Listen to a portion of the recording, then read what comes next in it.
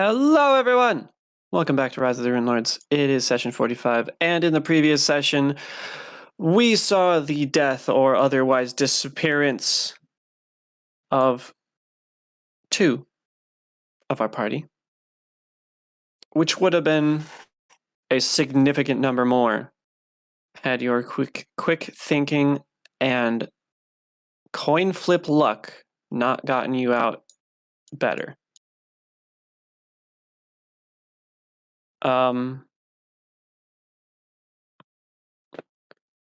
As we come into yeah,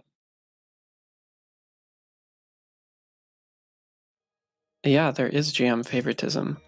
That's in the recording now. Yeah, proof. Okay. Not too much otherwise happened. You were in combat with the snaky woman, and managed to have. Sorry, that's gonna flash. Managed to have effectively all of you escape except for Ver Auden, charmed to be her next loyal servant, and Artanis Belfry succumbing to petrification and gravity. However, as an act of pure faith, Cece reached out in her most desperate moment and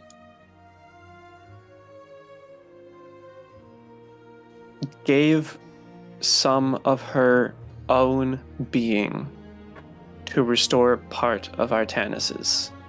And we come back with all of you being alive so far. Quite the incredible feat. However, that still leaves things to be done. Artanis, Cece, and Hanako, I believe you either were at the Fiery Peacock or making your way there.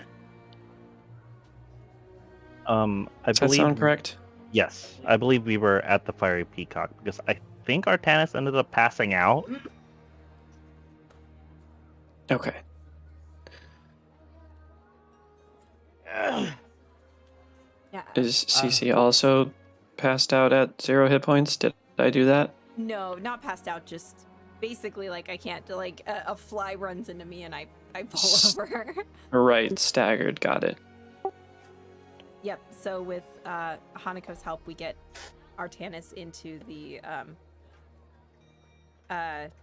Fiery Peacock, and as she helps him, like, slump over a table, Cece will run to the counter and say, "Can we get food and some drink, some tea, anything to help us? We really need it." And she looks terrible. And then she will just kind of stagger her way over to the table and sit down. And as soon as stuff gets started to be brought over, she will ask whoever is bringing it over if Ver had arrived back yet.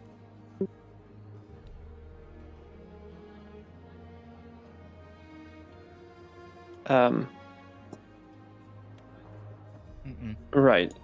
You do stumble your way in, and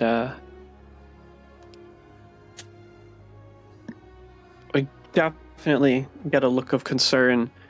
However, in response, is very much the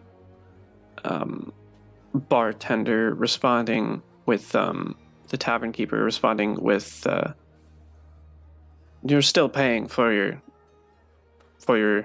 food and drink, but goes the course, providing meal and drink to everyone.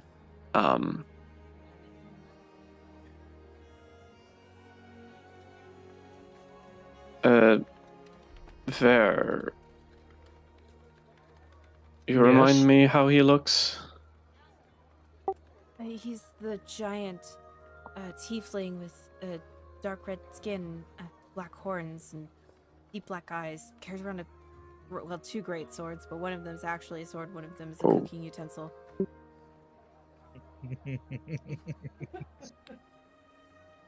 That one.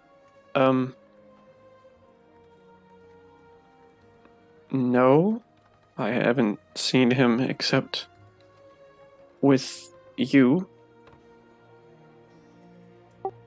Okay. Are you all right? What's happened? If you don't mind me asking. A lot has happened. It's easier to explain when I don't feel like if I sneeze, I will pass out. But I think the best summary that I could give you is we went to beat up something bad. It beat us up pretty bad.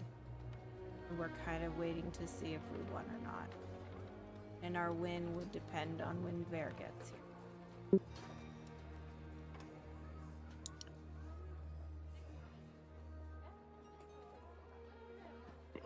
Well, don't take too long. Trust me, I want to go to bed.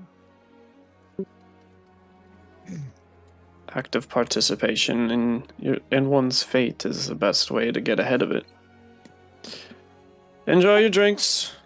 Her head like snaps in his direction as he's walking away like, whoa.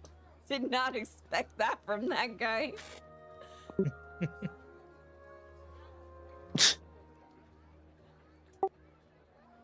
Thank you for all your help, Hanako. Really appreciate it. No worries at all. I'm just glad I was able to get you out of there. More importantly, thank you for getting me back.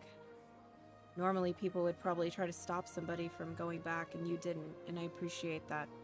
I don't think I could stop you if I wanted to from going back there. And I was not about to let you go back alone. You're right, but you did make it a lot easier for me to get back, and I appreciate that. I value that, so thank you. Once we find out what happened to your friend, we're gonna tear that tower down and burn it all. I really want to burn that lady alive. No idea.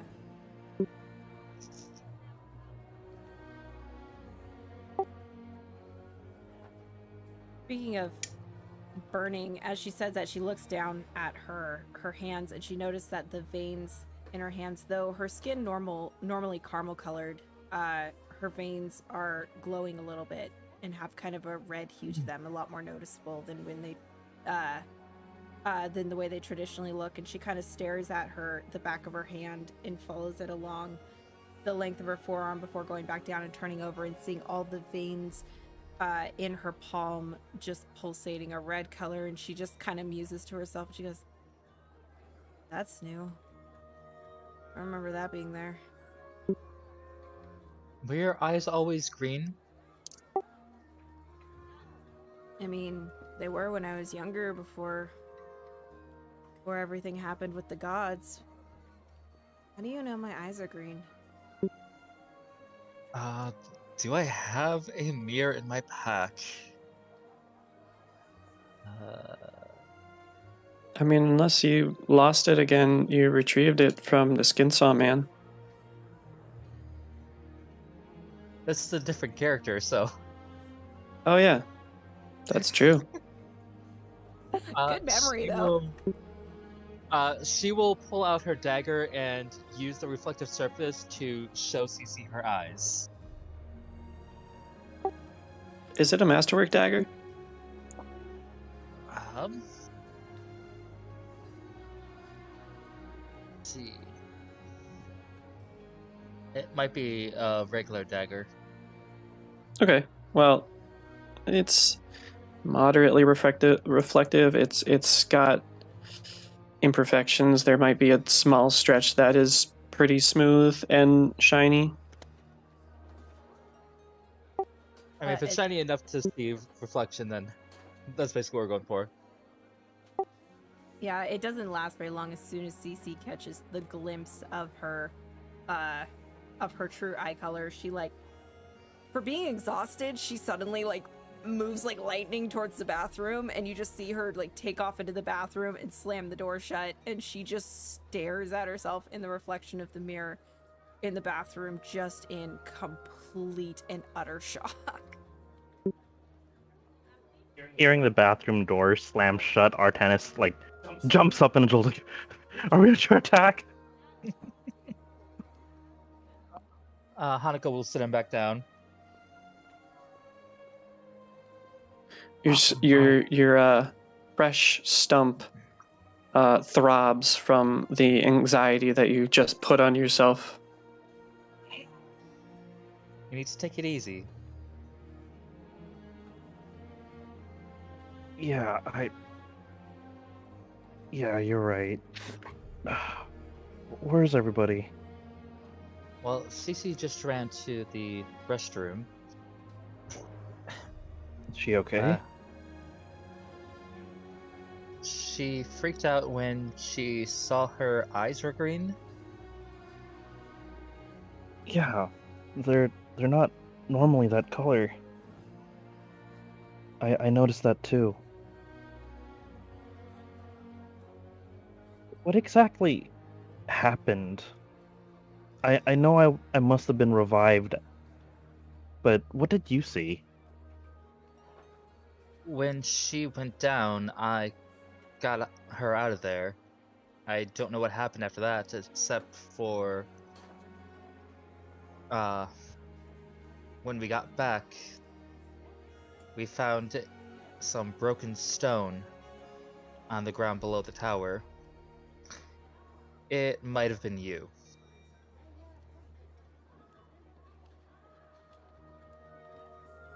Uh-huh. And you guys somehow pieced me back together. Alright. I suppose there's a lot of crazy things happening, but that may be the least. You No, owed your that's life probably to the her. most crazy thing. You were essentially dead. Right. I don't know what she did, but she managed to bring you back. Yeah, she did. Artanis kind of just stares off towards the door, kind of hoping somebody would just break his trance.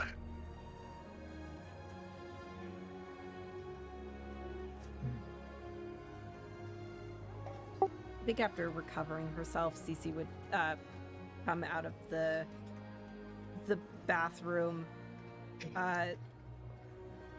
blinking wildly, still feeling really strange, and staring down at her hands, again seeing that kind of red hue against her caramel-colored skin of her veins, which is very, very weird. And when she gets back to the table, she would sit down and look over at Artanis and say, "Oh, you're awake." I am, but I can't guarantee for very long. I'm quite tired. Me too. Me too. I don't know what's going on, but I'm pretty sure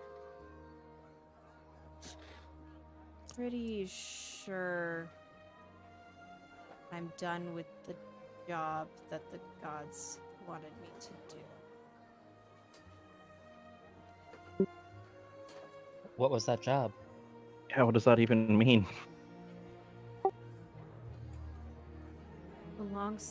The short version of the long story is when I became an oracle, I promised the gods that for exchange of helping me see in the dark, that I would follow any directions that they gave me.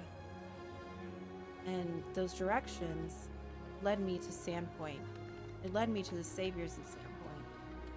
They needed something that I apparently could help with. So I went there. And even since then, I followed every direction that the gods have given me, and I guess I cashed in my last request, and I don't think they're gonna listen anymore. Can you still do your magic?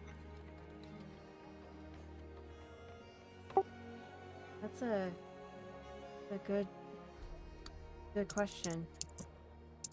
Can I still do magic? I don't know. Let me try. She will hold out her hand, and kind of in the same mental mantra that she would give herself as an oracle, she tries to channel healing energy.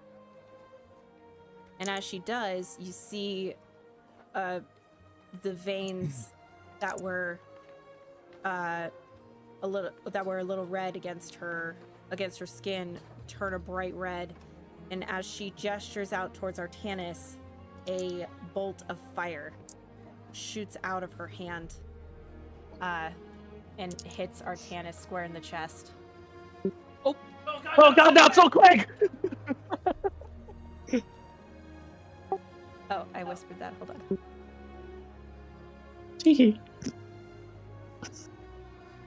I'm gonna let you resolve that before RPing the next portion, Okay. then.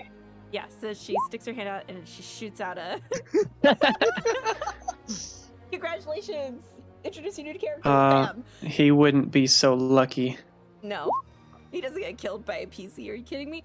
So she sticks her hand out and a bolt of fire shoots out for 3 healing points to Artanis as he is hit square in the chest, and instead of feeling a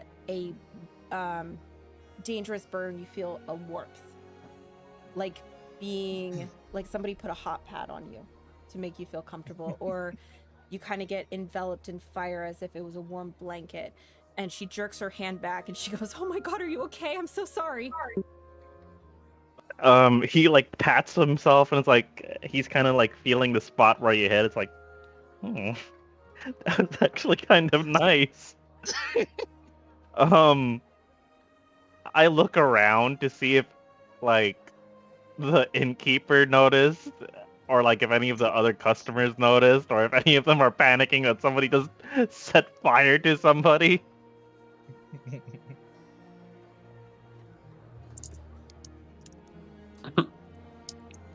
I mean, there are a few patrons paying attention, but magic isn't uncommon within Magnamar, and sometimes barroom brawls can start arcanically. So it isn't like entirely shocking, but it does catch people off guard. And, you know, it's kind of nice that you're not just on fire. Okay, so it's kind of like somebody like hitting an air horn in the middle of a restaurant. It's like, whoa! Oh, well, okay, someone's just being rambunctious over there. Okay, got it. Basically. So he kind of feels himself around his chest, and it's like, I think you closed some of my wounds.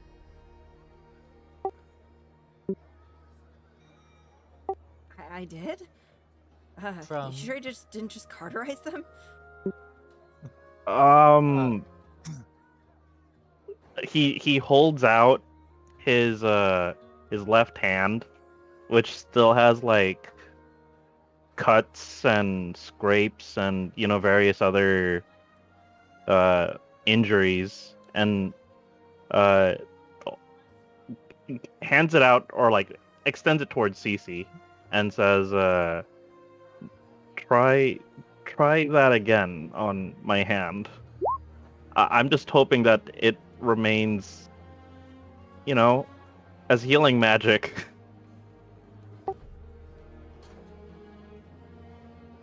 That makes two of us. And Judging from the things I've seen you do in the short amount of time I've known you, that is definitely something that's new. this is new indeed. Yes, agreed. I will. What? This? Oh. I thought I hit mute. Sorry. The bane of playing in the same room. Yeah, Cece will very slowly reach out her hand. She will actually just gently put her hand on top of Artanis's and will channel that energy again for 3 healing. Again, you just watch some of the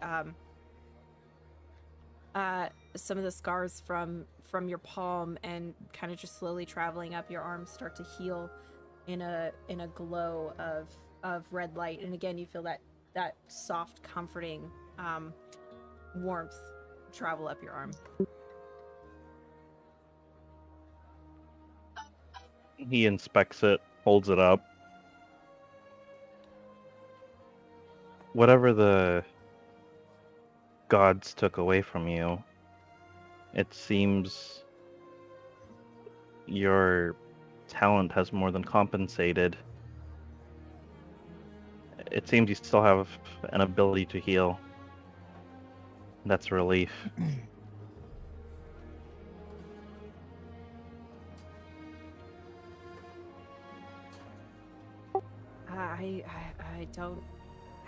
I don't quite know what's going on, but I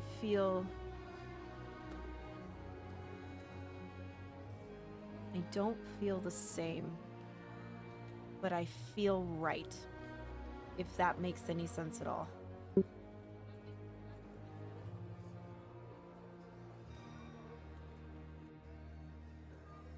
It makes some sense. I'm tempted to make a pun about being all right, but that's certainly not the case anymore. Oh, I'm getting delirious.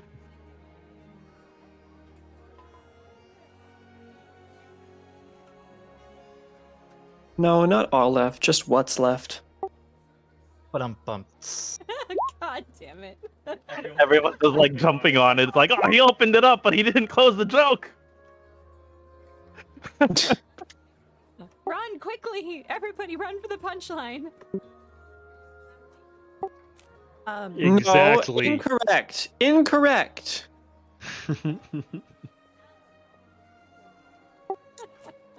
Fair. That one's fine. Okay, yeah, so Cece will spend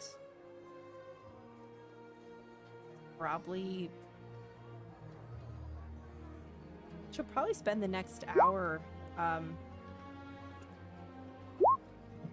getting Artanis and Hanako back up to fully healed, just with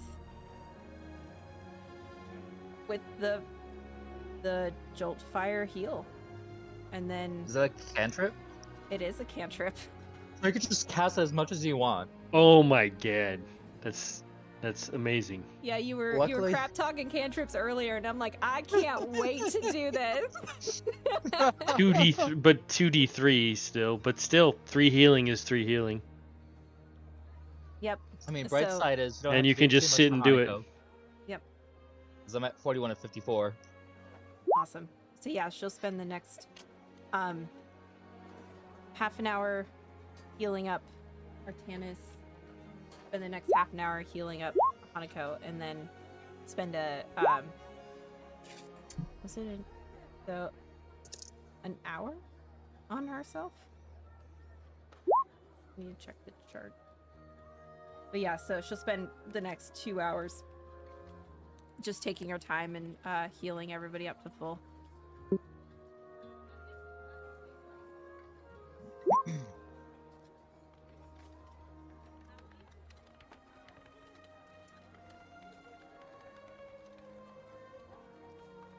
Oh my god.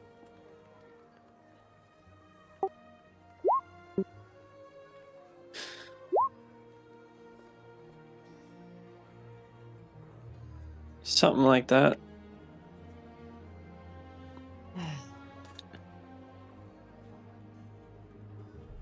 So for an hour, you'd be able to work up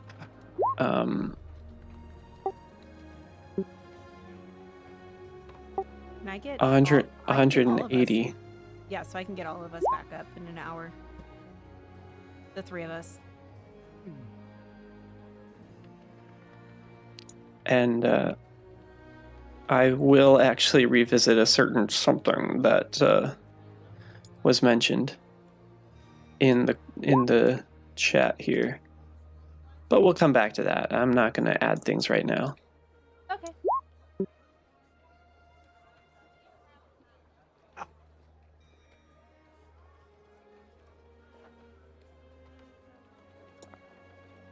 Yeah.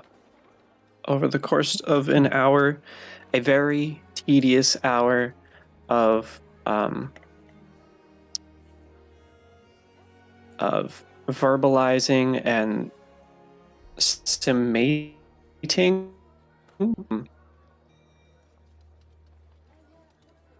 These fires that encompass all of you are able to refresh you.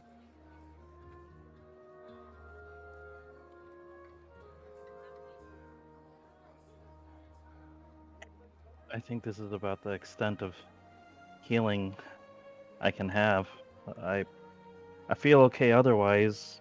My arm's still not back, but I can tell I'm not going to be able to take as many hits as before. I'm sorry, I Well- really don't think there's much I can do for your arm. No, there's no need to apologize. I should simply be grateful that I'm here at all, but It, it's just so that we're all on the same page. it might be in poor taste to say, but just try not to get stoned. I'll do my best. I think that's a good lesson to take away from all of this for sure.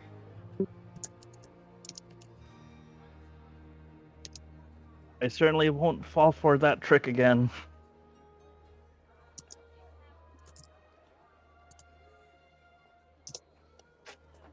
Oh.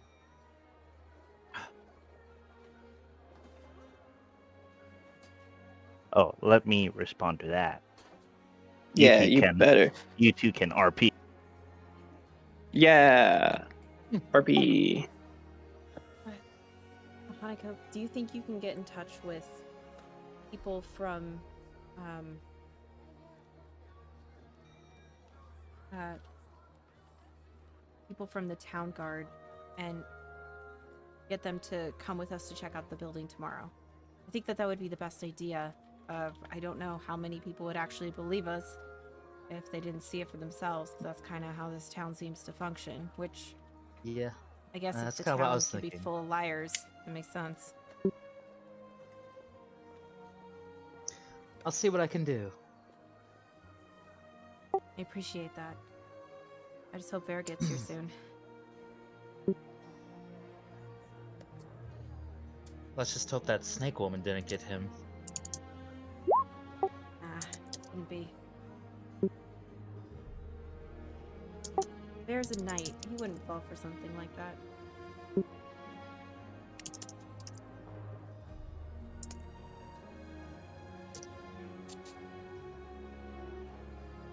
Got any paper? Paper? Yeah, I have some paper. My bag upstairs. I'll go grab some. Do you need a quill and ink too? Yes, please. I just had a thought. Let's do a posting as well if the bartender will let us for calling strong adventurers as well to help take down the tower. Oh, a recruitment thing. That's a great idea. Yeah. And also see if we can get the guards on board. Okay. Yeah. Yeah, I'll run upstairs. Let me get fetch some paper and my quill and ink. I'll be right back. And I will hurry upstairs to my room. Are you done with yours?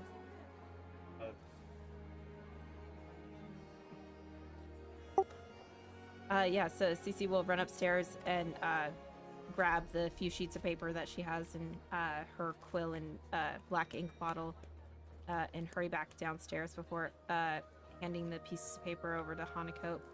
Stopping, because she realizes that some of the papers are written on. And she slowly takes the one that's written on back, folds it up, puts it in her pocket, and then hands the 2 remaining papers to Hanako. So Hanako will essentially create a thing of. Well, first she's gonna check with the bartender to see if they're okay of her posting a thing on the board.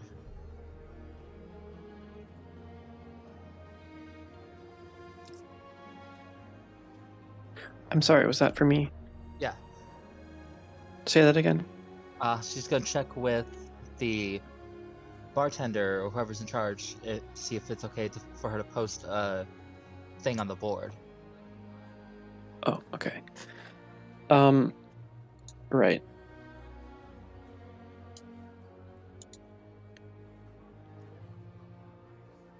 Yeah, of course. Appreciate it. And then she proceeds to make a recruitment poster calling for aid to take down the tower and the large snake woman inside. And she posts that on the board, like calling brave adventurers to deal with major threats.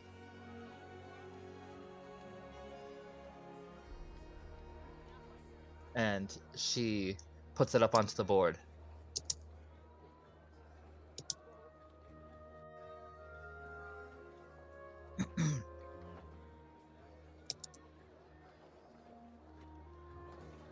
All right. Well, while you were in the common area, you see a few people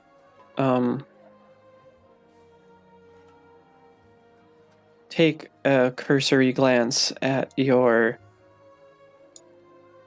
flyer with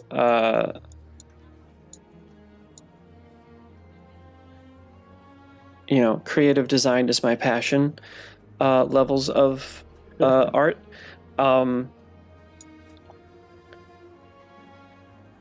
Some of them back away immediately out of like a certain kind of fear. Others like kind of peer over at you if they knew that you were the one that put it up, and like, man, they're crazy.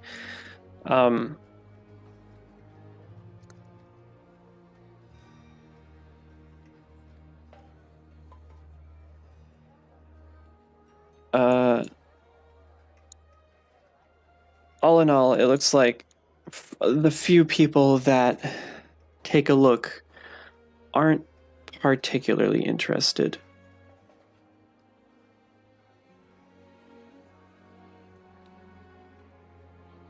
Well, looks like I'll have to see what other strings I can pull then. Like, after watching for a bit, she lets Cece know that she shall return later.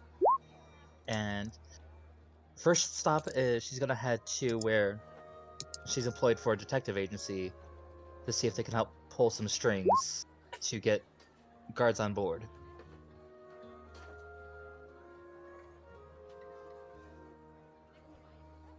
Mm-hmm. All right.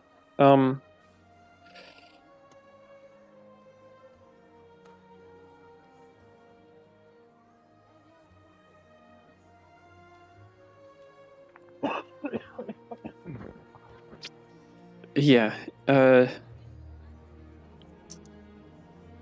So you're heading out, and you're I'm so scatterbrained. You're heading to your like little agency so that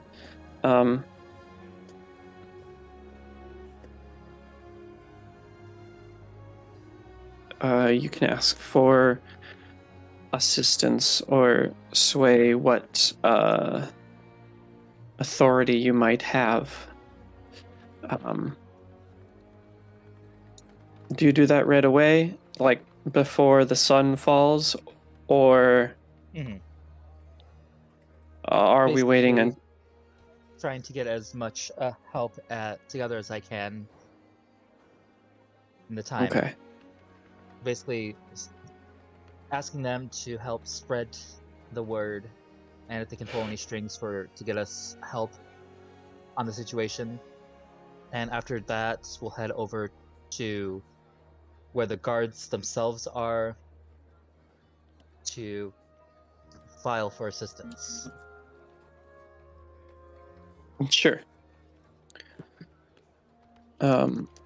So you're out, and then there's Artanis and Cece still.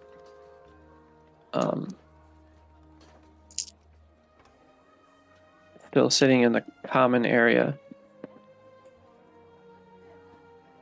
Great, awesome. It's just the two of us. Yeah. Wonderful. As soon as Hanako leaves, Cece turns to Artanis and says, I have a question for you. Yeah. You know, this may not be the best time to ask this, but it was just recently brought back to my attention, and my curiosity is piqued. Do you recall helping me with my penmanship? Yeah, why? Oh. He remembers. Yeah? Yeah, just curious where the choice of phrase that you picked came from. Because it doesn't cover all the letters. Artanis kind of, leans on his elbow, his hand kind of rubbing his neck. Reach up with your right hand and then have to go over your left. Yeah.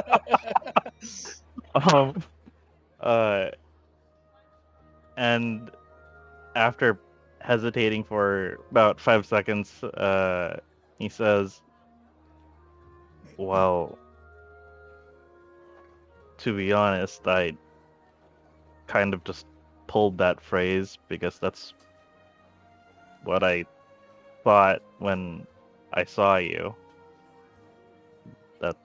That's all.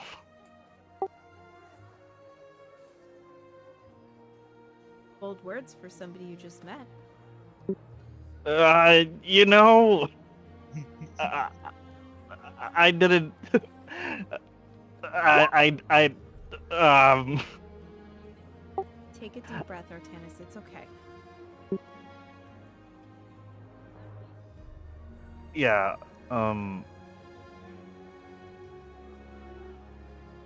yeah, I'm, sorry if that made you uncomfortable at all. Well, to be honest, no. I do think it was an interesting choice, especially since you knew my hand was going to write it, but you probably weren't aware at the time that I could see it. That being said, assuming we live through all of this, you want to go out for some tea sometime? Just the two of us?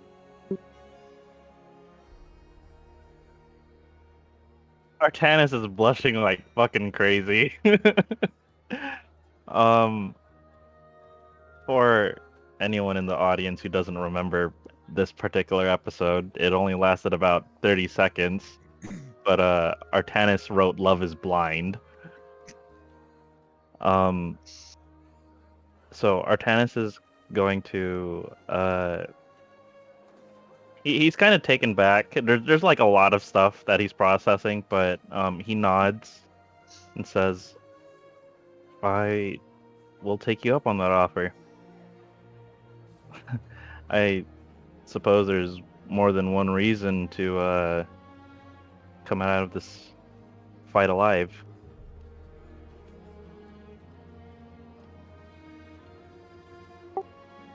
Agreed. And with that, she will pick up her teacup and just disappear behind it for a little bit.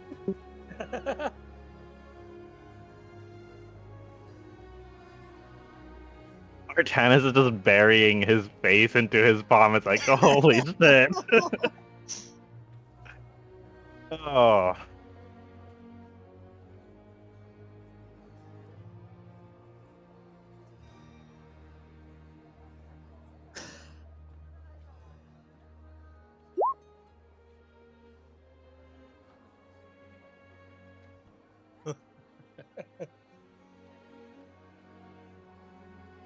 This is good. We need a light-hearted interaction before we just dive into death again. 3 seconds later. Well,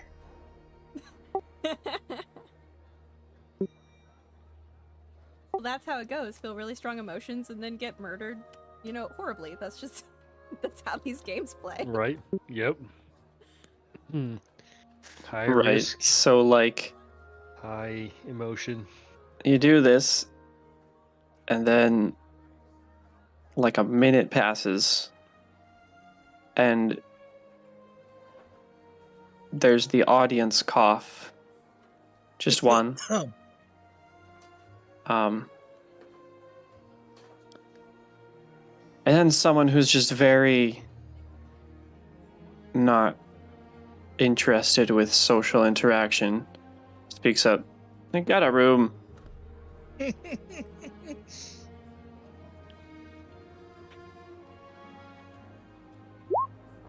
Perhaps we should turn in for the night.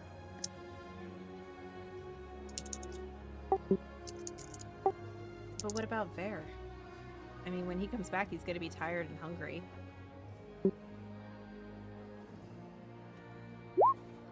Yeah, that's true.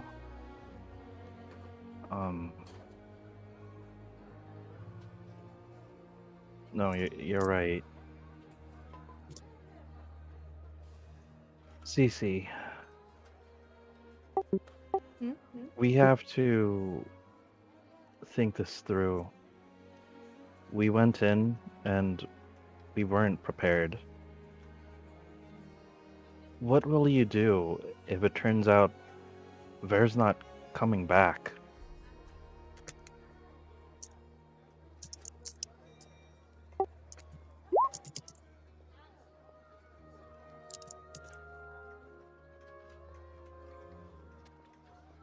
Guess I never really considered the possibility of him not coming back. I mean, Hanukkah's already gathering up troops and as much help as she can muster. So I think with that,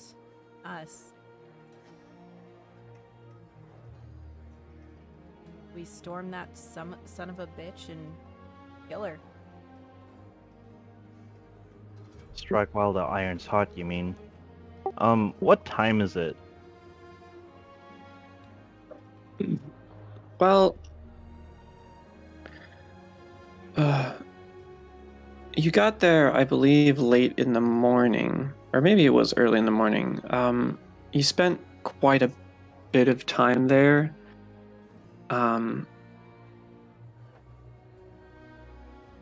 And you came back utterly defeated well before sundown.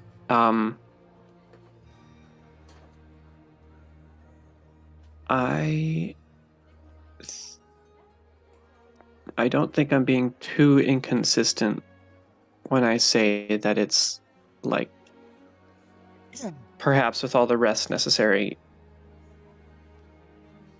early evening at this point, maybe?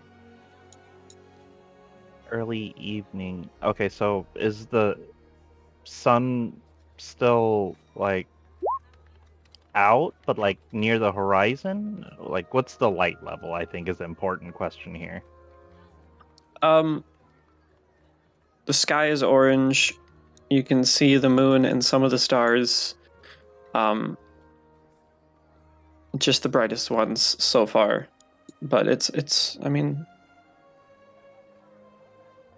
there's still daylight. Okay, so if we were to go now, we would still be able to see. Probably. Okay. Wait, like back to the underbridge? Yeah. Okay. Yeah. Okay.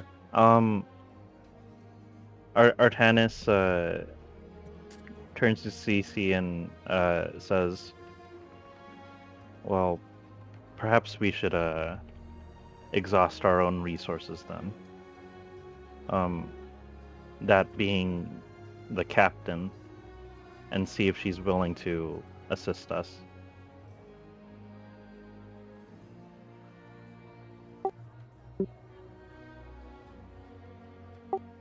I think that's a good idea.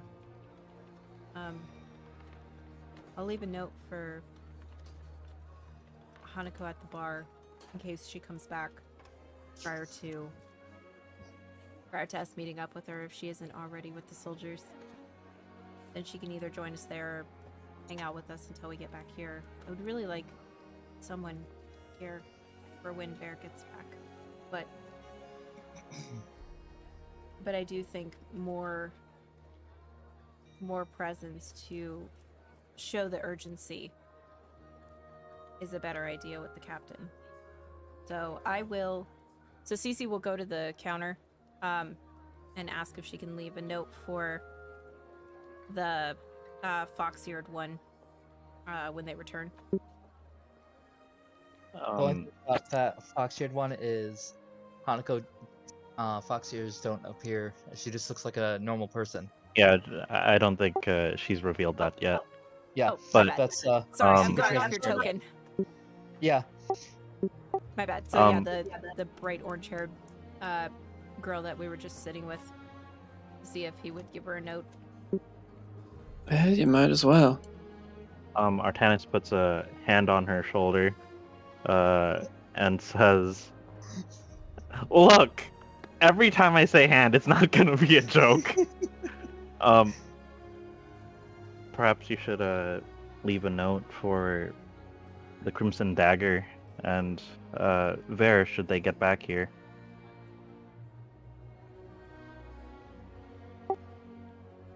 I'll leave a note for Ver, and she will write another note and hand it over.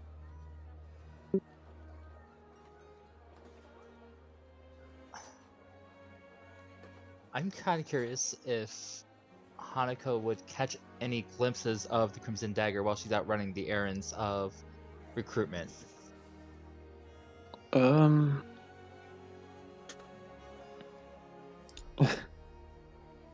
Just that random thought.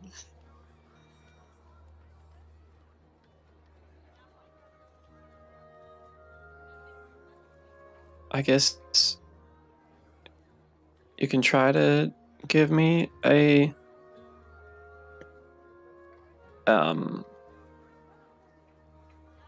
perception check and I'll see how lucky I'm feeling. 23. Okay.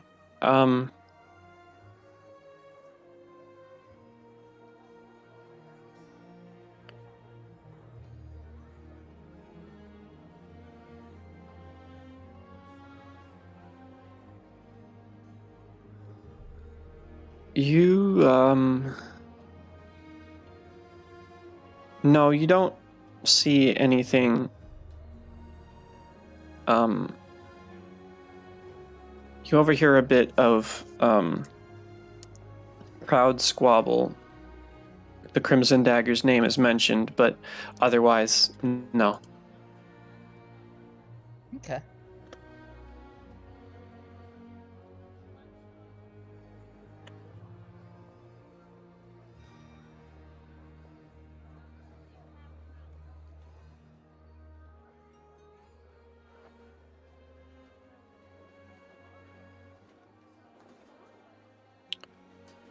That's what I wanted.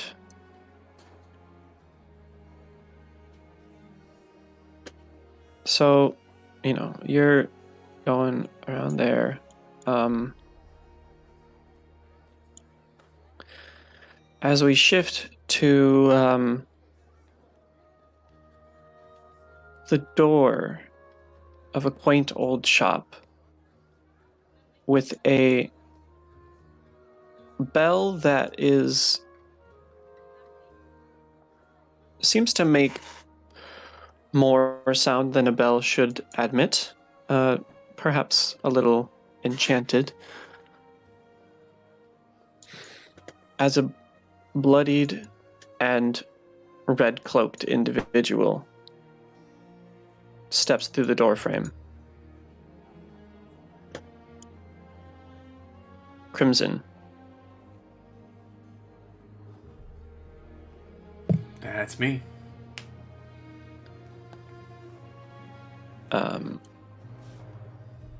You've absolutely made it to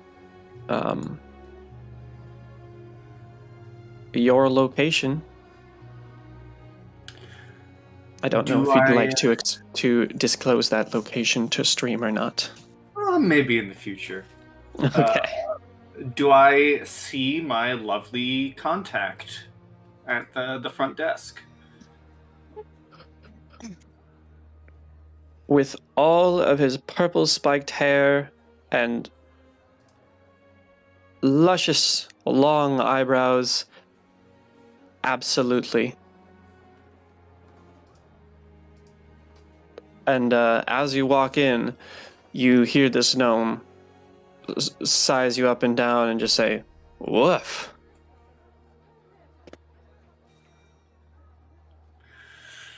It's been quite the day. I have some stuff for you to look at. Some stuff, eh? Well, come on over here. And he'll walk over and put the silver ring and the mirror, as well as the cloak, for my good friend to look at. And as he puts the items down for him to look at, he says, "How's business been treating you? Hopefully it's been good. Hopefully you've been staying away from the lesser sort." You know I love selling to the lesser sort. And you know they don't get the good brews. But they get an almost good brew. And that's all I need to get their money.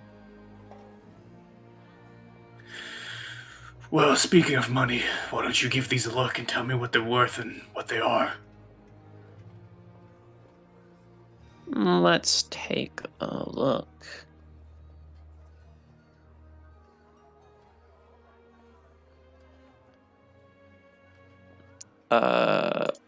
Might you remind me what those items are? Yes. I have I have the prices, but I'm sure they'll be different because I technically didn't know the prices. Yes. But I have a 75 gold silver ring, a 50 gold mirror, and the cloak from the scarecrow. Oh, right. Okay. And the cloak from the scarecrow. Mm-hmm. Oh, yeah.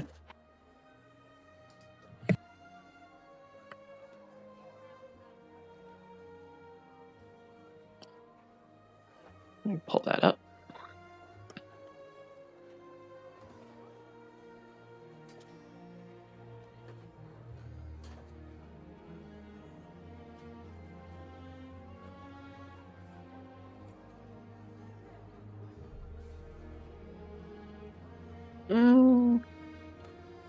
You might fetch a cutie copper for the this mirror and ring. Let's take a look at this cloak.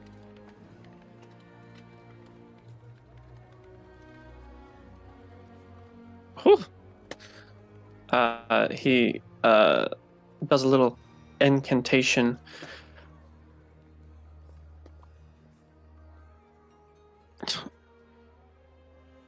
All right, this one's magical, absolutely.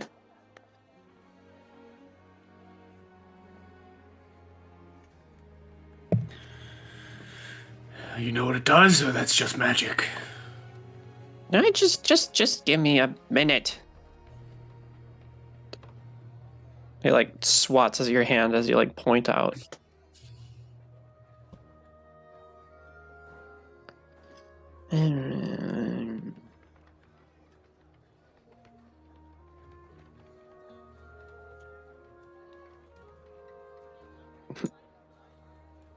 Now, why did you pull this off of?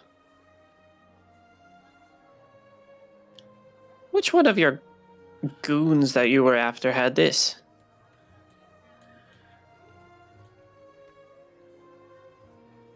Look at me and ask yourself if you really want the answer to that question. Oh, you know me, and he goes to pinch your cheek, but there's just masks, so he grabs your mask because it does the same effect and shakes it around a little bit. You know I love a good story.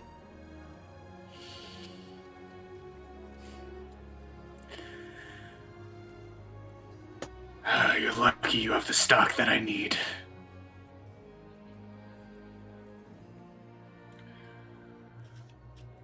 Let's just say that the city isn't as bright and full of life as once thought, and I ripped this from one nasty creature.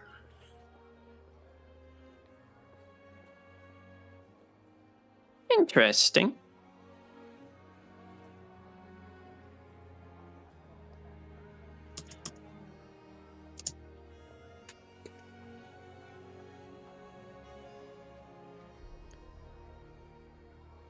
Well, you won't find too many other people making a cloak like this. This one's required by an elf. It'll fetch you quite a bit too, if my estimations are correct. You've got yourself a cloak of elven kind on your hands.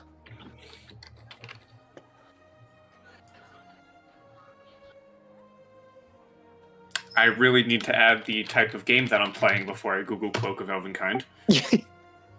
Or after, but yes. That would probably be useful.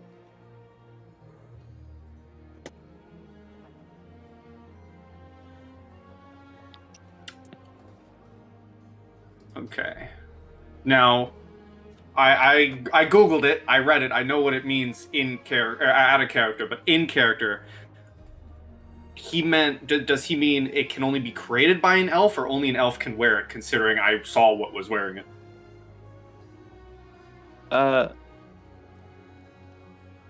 It is a craft of elven Okay. kind. Okay. Well then, that sounds quite fancy. How about those, the other items? How much, you think you can find, sellers for them? Or buyers, is what I meant. I'm the seller. I might have a bit of difficulty. I don't exactly sell silver here.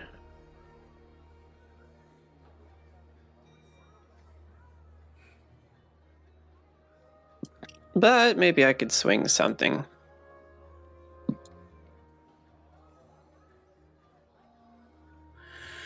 Well then, you keep me updated.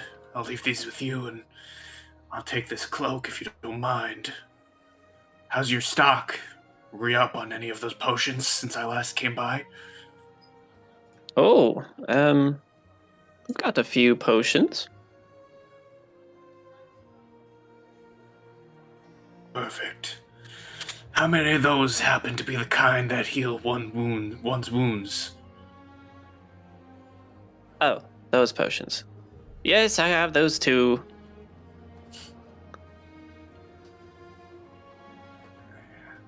Well, how many, if any, of Cure Light Wounds does he have?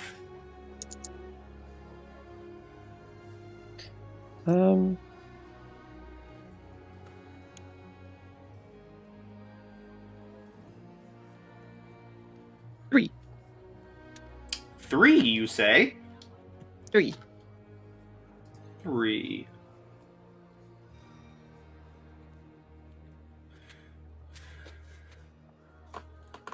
How much for 2 of them?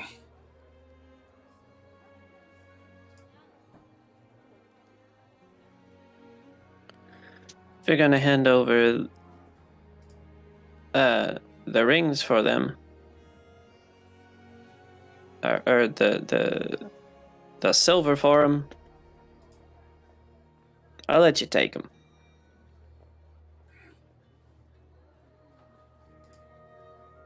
Sounds like a pretty good deal to me. Then how much for the 3rd in gold?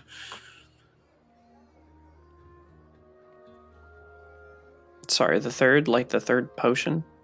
Yeah. Oh. Unless you mean all 3 are for both items, because I originally asked for 2. I see. Potions. If I can Open handle it up. a ring, Show me yeah, this. here for all 3, I'll gladly.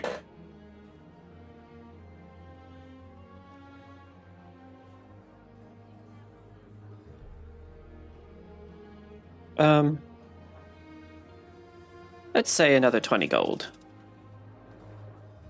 So the ring and mirror and 20 gold Mm-hmm. for all 3. Mm-hmm. You got yourself a deal, old friend. Likewise, Crimson. Keep up the good work. Keep our streets safe. Especially out here, Doing where my we're the most best. special. Of course. You mind if I go out the back door this time? Yes, just make sure to undo the lock and pull back the wire and hit the off rune, and it lists like 7 more things. I'm sure I'm accustomed to it. Oh, of course. Once or twice you've forgotten a step. Mm-hmm. But I will do that, and does it lead into an alleyway? Or is it Yes. It would. Okay. May I give a perception to see if there's anyone around? Anyone looking at me? Of course. This is I would love to. the exact purpose. 23. Roll a stealth check for anything that may or may not be there. You Roll a don't stealth notice check? anything. Oh, no. Okay. Sorry, you cut out a second, and all I heard was stealth check. No. I mean, you may provide one if that's a goal of yours, but you don't have to.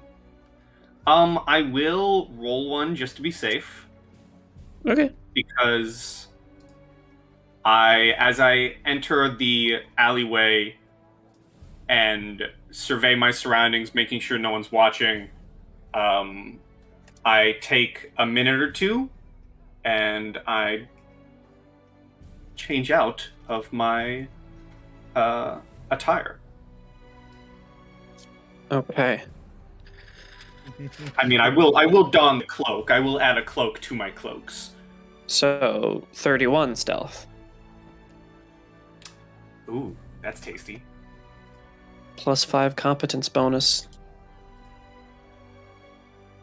And then yes, then I will change into a different attire. Change into not sticking out like a red thumb. Yep. I guess a sore thumb would be pretty red, yeah. Yeah. Okay. Yeah, and then you know what you're doing.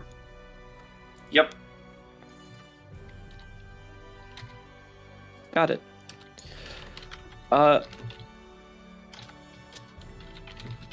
Hanako, had we settled on where your, like, agency is located? Nope. Great. I think I'm going to have it in Keystone because I want to. Because you're a Keystone Cop. That's fine with me. Great.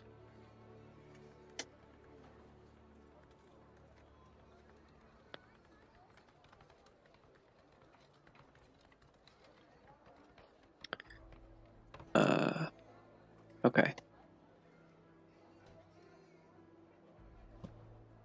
Okay, so you make it to your agency. There are a few people still doing desk work when you get there. Otherwise, the field agents or detectives are like out on their runs or at home relaxing. But there are a few people there when you get there. Hanako, you're back. Got a big one this time. I'm gonna need a lot of muscle for this one. And I do Oh-ho. need muscle. Are we gonna catch our break? Are we finally gonna get paid? Possibly. Do you know that giant, creepy tower across the way?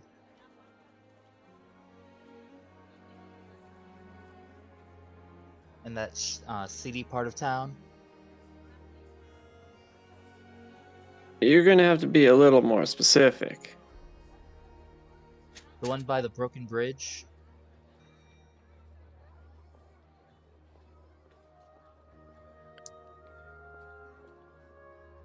The Irish band. Yeah. I think so. Yeah. Like I said, we're gonna need a lot of muscle, and I do need muscle. There is a giant snake woman at the top who nearly killed several of those I've been working with. And what's more is And she's you're still connected. okay. Well, When one of them went down, I managed to get us both out of there. that's certainly a victory of some kind.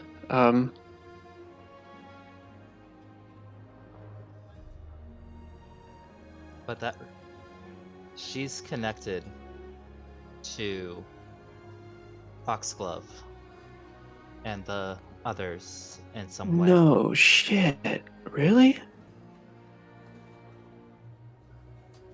Can't tell if they're being sarcastic or if that was their general reaction.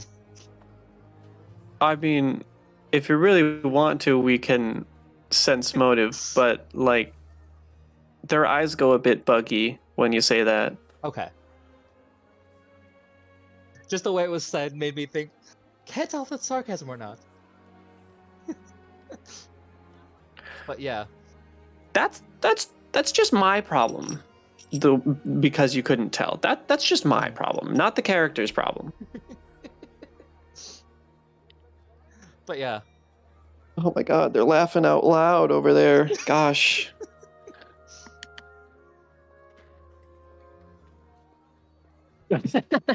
Thank you. Anyway. I'm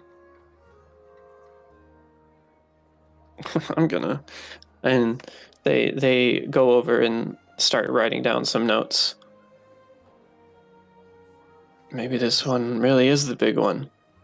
I basically share all the details that I managed to get, and to the best of my knowledge, the layout of the building on the inside, Mm-hmm. and description of the giant snake woman, and the fact that hard to hit is an understatement. Watch out for the doppelgangers, being basically mirror images of her. And the fact that she used a fake image of a greater demon. He stops writing and just kind of muses. Wait, you're combat ready?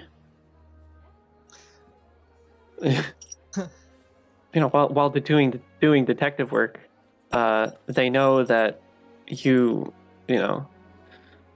certainly like climbing and falling without repercussion, but there's not exactly been a lot of instances for you to particularly,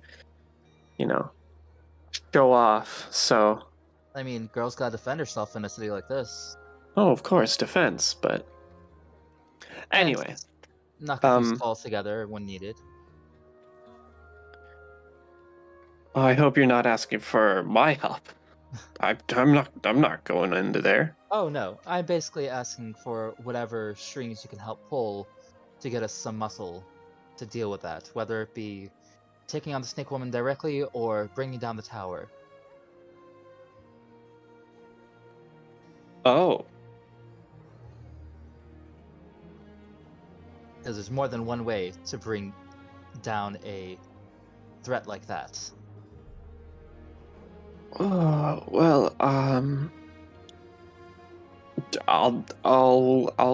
bring it up. I'll bring it up to lead, and we'll see what we can do.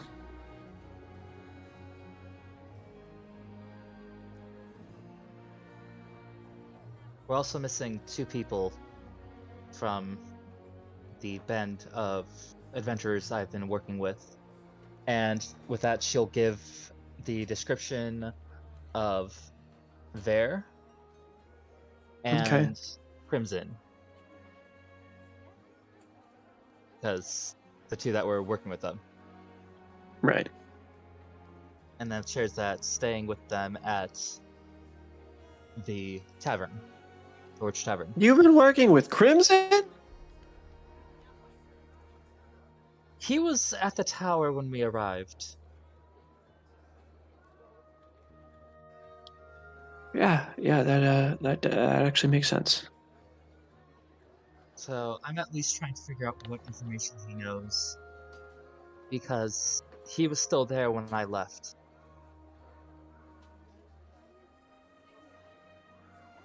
All right, We have well, a lot of unanswered questions.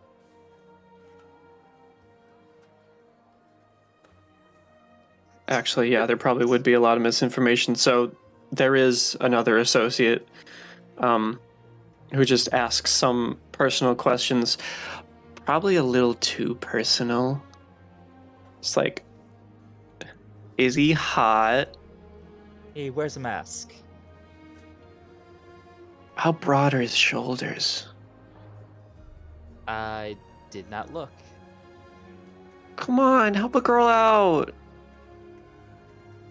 Not sure he's your type. Oh, honey, he could be my type.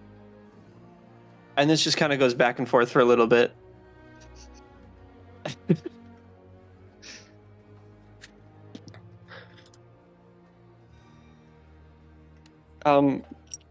You get that, you get your request in. They can't promise anything immediately because none of them are physically fit to do any of this kind of work. That's why it was more of seeing if they can help pull some strings. Yeah. Along some messages.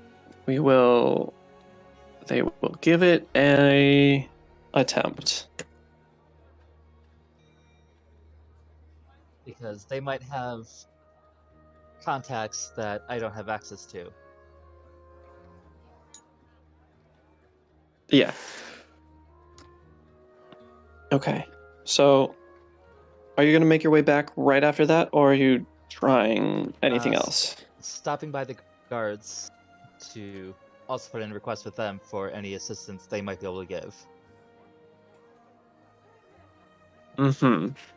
Okay. Your requests kind of fall upon deaf ears because you're talking about the underbridge, and like you might have sympathy for the inhabitants of the underbridge, but they don't. And even if they do, It's not worth it. It never has been. For decades, it hasn't been. So you send out your request, but they're often shot down. And kind of just gives that offhand comment. I guess you guys don't want anything to do with knowing where an associate of Foxglove is. You're lost. And she starts to head out.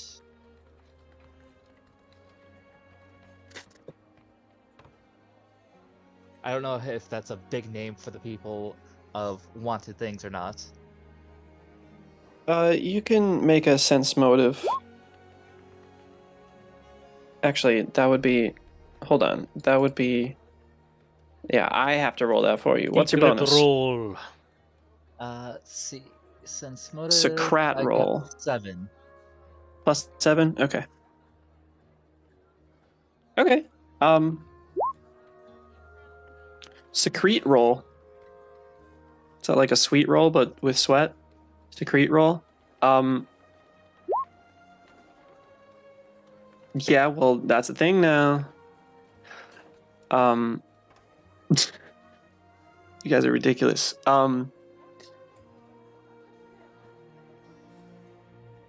You don't seem to catch anyone's attention by mentioning this. They know that your agency, along with a couple other agencies, are trying to figure things out. Mostly yours. Yours is the most connected, and well, not you, but your agency has raised concerns about Foxglove before, and it has panned out not great. So you certainly don't catch anything, but you're not certain it would have done anything before. Anyway. Well, time to look up a deconstruction crew. If the guard don't want to listen, then we can see about how much it would be to get a deconstruction crew to destroy the base of the tower.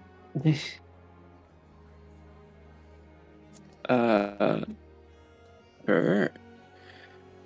If you're still out on your run, you would need to navigate to some kind of construction plus service facility. Knowledge local would work. Otherwise,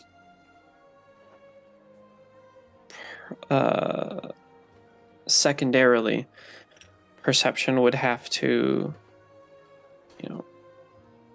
looking around, or also diplomacy to discuss with others, to crowds, to try and find your way.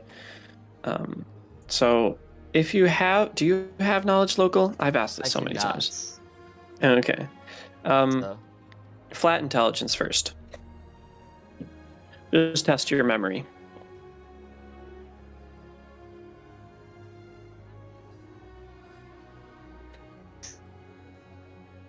Okay, so you've never really been one to care about construction work. Sometimes there's some information that happens around construction sites, but you were not looking at the signs for the advertisement of this company is working to build this great new building or whatever. No, you don't remember a damn thing around here. Well, time to look around with perception. Okay. All right.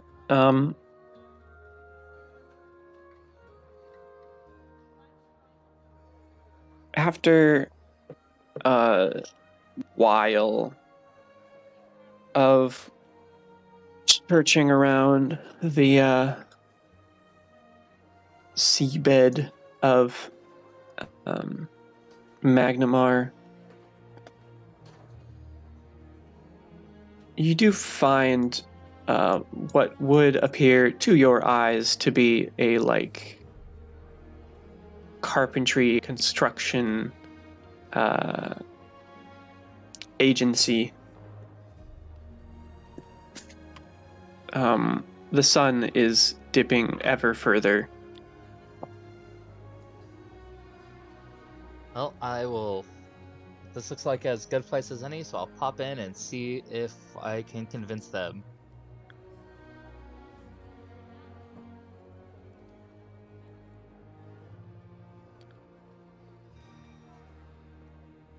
Right. Okay. So you pop in. Well, good eve to you. Sorry, it's a bit late. We can't exactly work out any plans, but welcome to our shop, and maybe we can get a quick write down of what your request might be. Some deconstruction of a shoddy tower. Yes, okay. I can understand why this would be important. And to be clear, you have the zoning rights to the location that you are specifying, yes? Do you know the broken bridge in the slightly seedy area where there's that weird tower?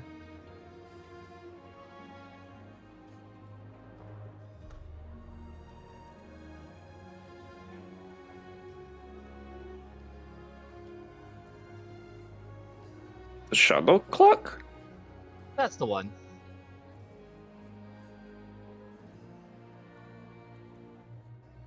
That tower needs to come down.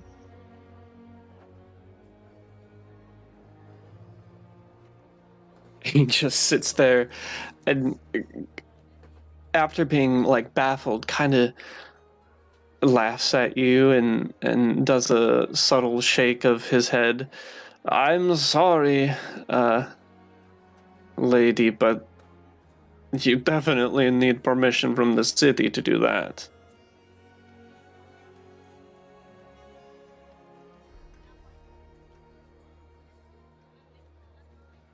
Okay.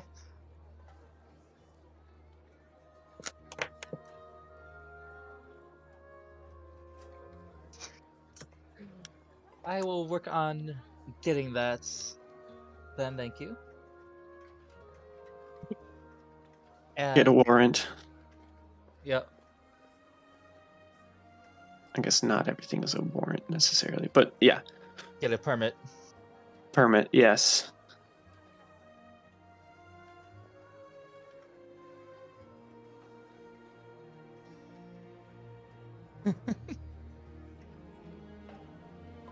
And with that, kind of just give him a polite nod and head out.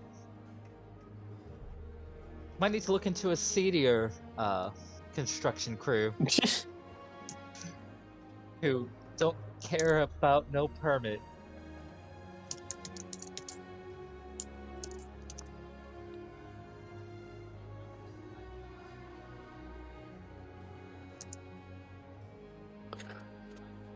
And with that, I head back to the tavern. Okay.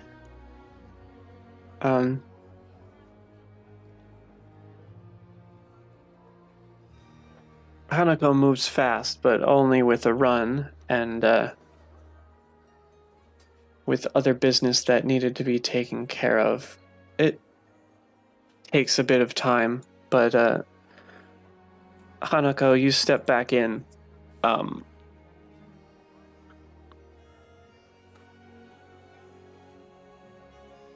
And Cece and Artanis are sitting together.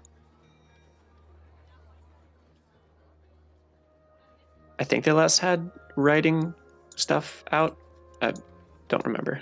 Yeah, the intention was to leave a note behind, but Oh, if right. the- No, you're right. That would have happened. Okay. Thank you for reminding me. Yes. Hey, Red. This is yours.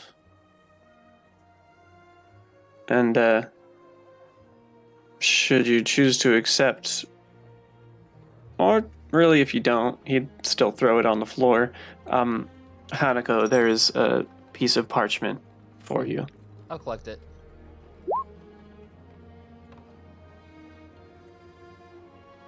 The note would read,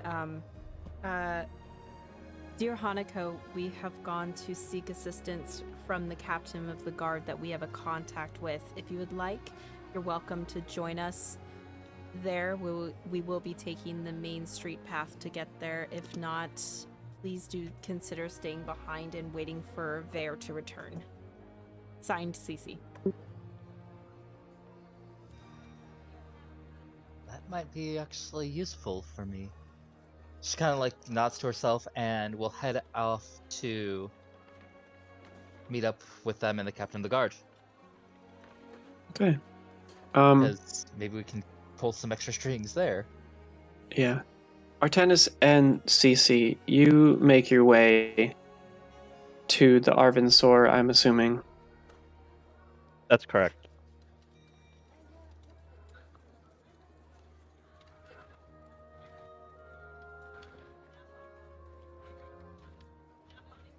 Yeah, Okay. we're probably gonna just head straight towards the captain's office before she leaves for the day. Right. Okay. Yeah. I certainly recognize you, Artanis, and Cece coming through.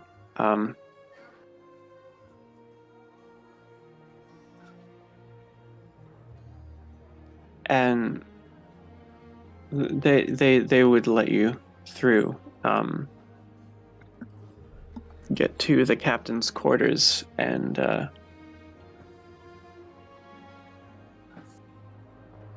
Acacia would be wrapping up for the day. I would knock on the door, regardless of whether it was actually open or closed. And greet Captain Acacia. Captain.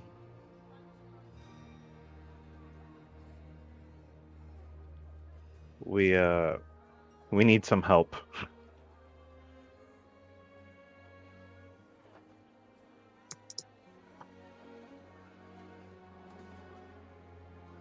Artanis.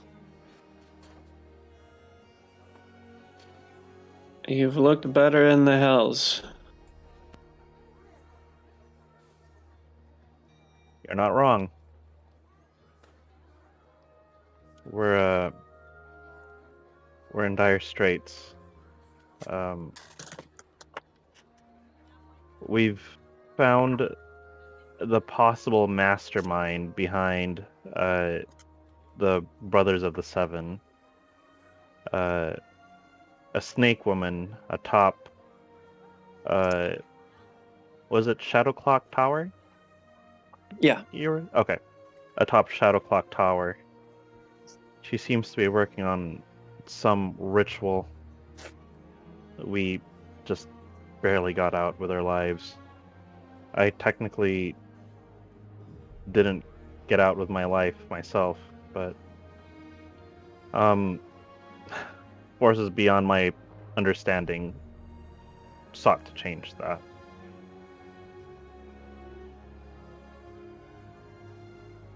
Uh-huh.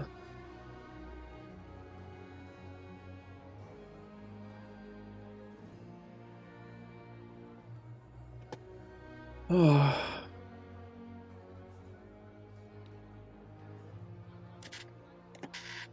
That's certainly interesting, if I dare to say myself.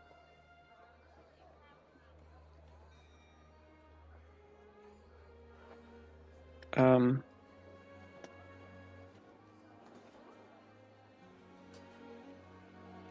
and I would assume by this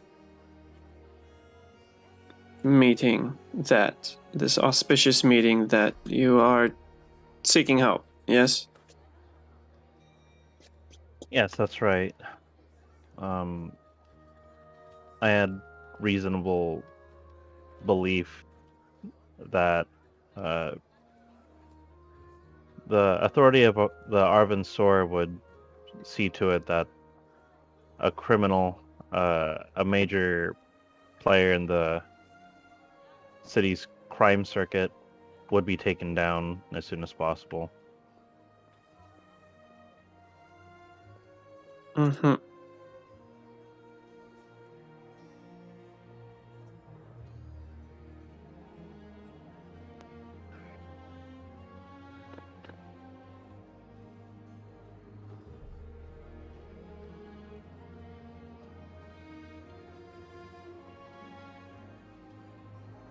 My PDF book is being annoying.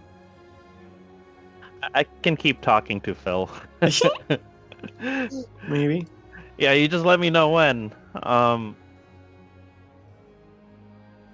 He's gonna start writing notes down for the captain,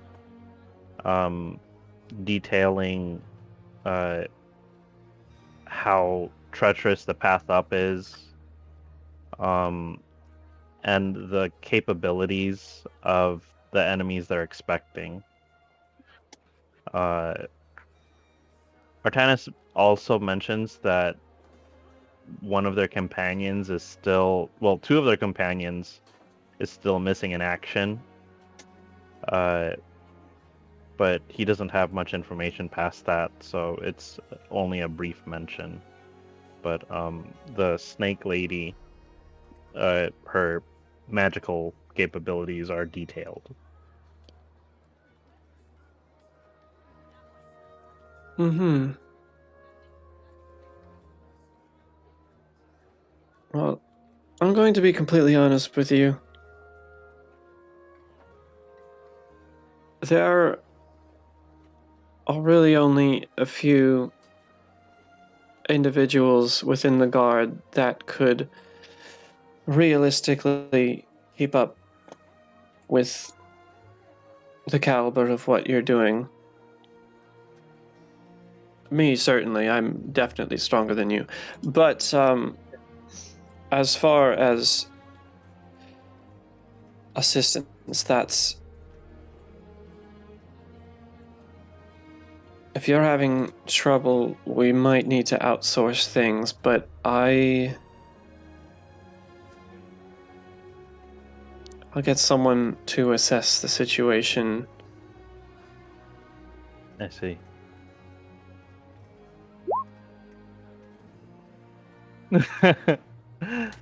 um. Alright. If I had to take a guess, if more of our party returns to the inn we're staying at, we may make another attempt tomorrow morning. Certainly, assaulting it in the evening would be tantamount to suicide if none of us can actually see, or if there's other forces lurking nearby in the darkness. But if you're able to meet us, then we would be grateful. But I feel that we must strike while the creature is wounded.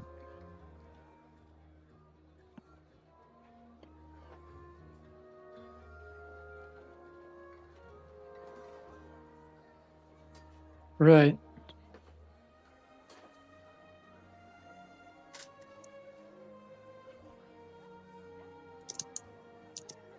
I appreciate your seeing me, and if this is the last time we see each other, which I sincerely hope it isn't, I bid you Godspeed and goodwill. And Artanis stands up to leave.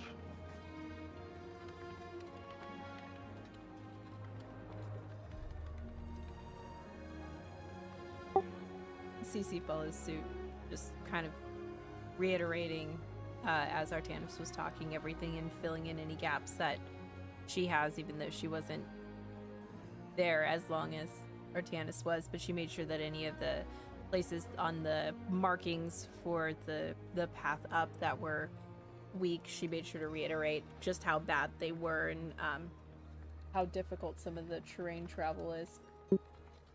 Mm-hmm.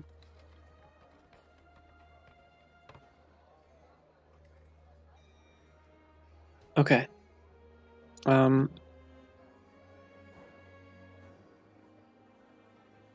Well, you run into Hanako attempting to enter the Arvin sword basically as you get into the front foray hallway. Yeah. Hanako. I see you got our message. She nods. It doesn't seem like we're gonna be able to count on the Arvinsor or the city's guard to assist us in this problem. Any chance she might be able to help us get a permit?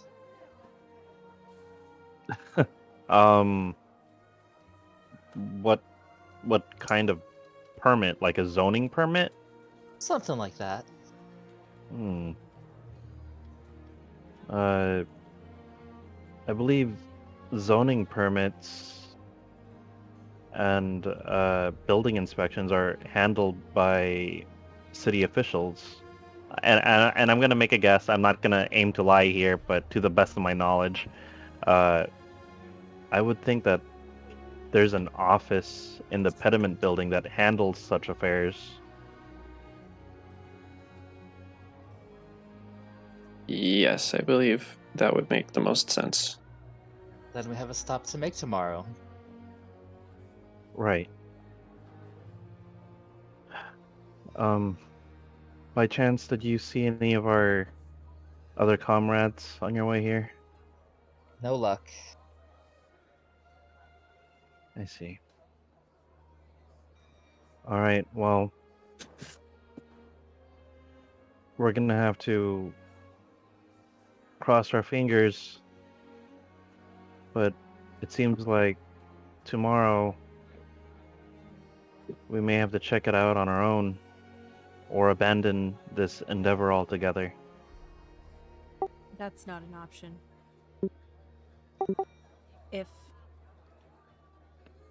While the gods aren't speaking to me anymore, I do feel a sense of duty to see this through to the end.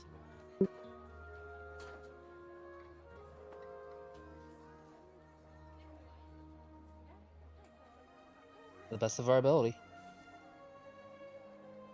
To the end. And with that, I think the three of us walk back to the fiery peacock. Probably have a light dinner and probably try to get as much rest as we can.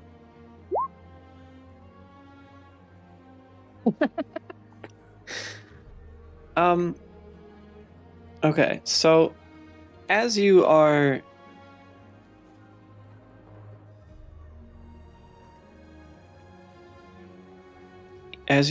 eating your simple dinner,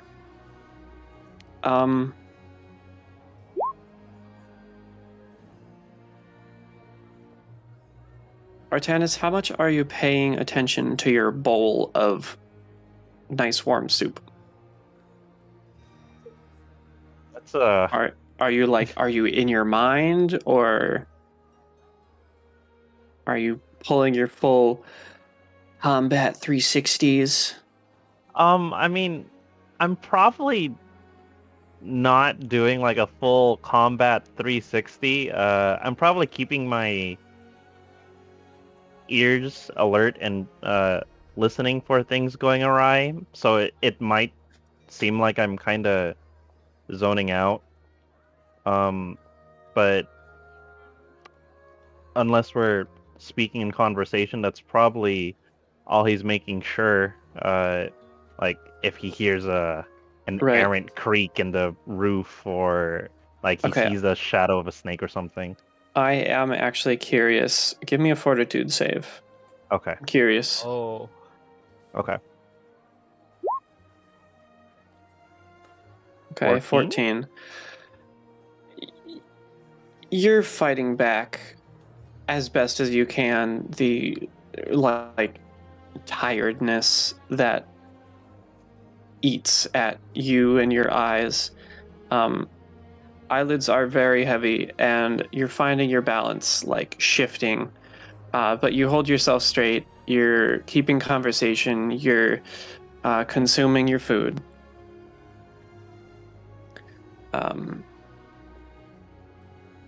Okay.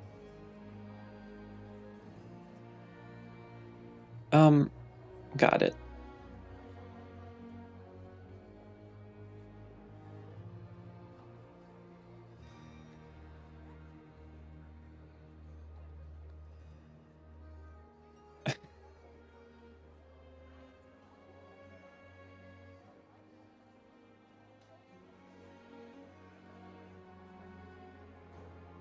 Um,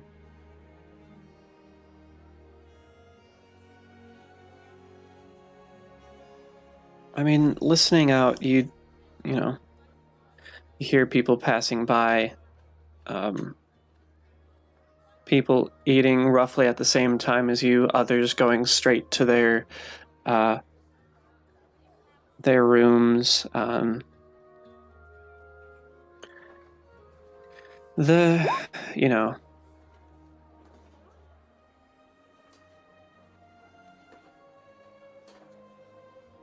Okay. you know me. Yeah.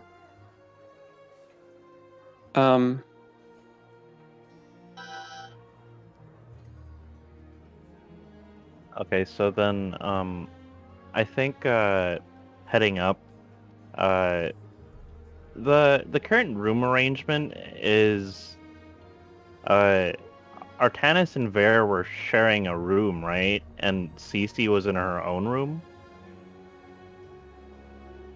I think that's what you settled on after Dedrin got his face caved in. Yeah, And Hanukkah was staying with them, so she didn't have to travel back and forth from her house. Right. Yeah. that's right, okay. Alright, yeah, if that's the case, I think Artanis just wanted to make sure that Cece wasn't alone, and as long as Hanako is staying with her, I think he'd feel more at ease. So he wouldn't say anything as he turned to his room. Okay.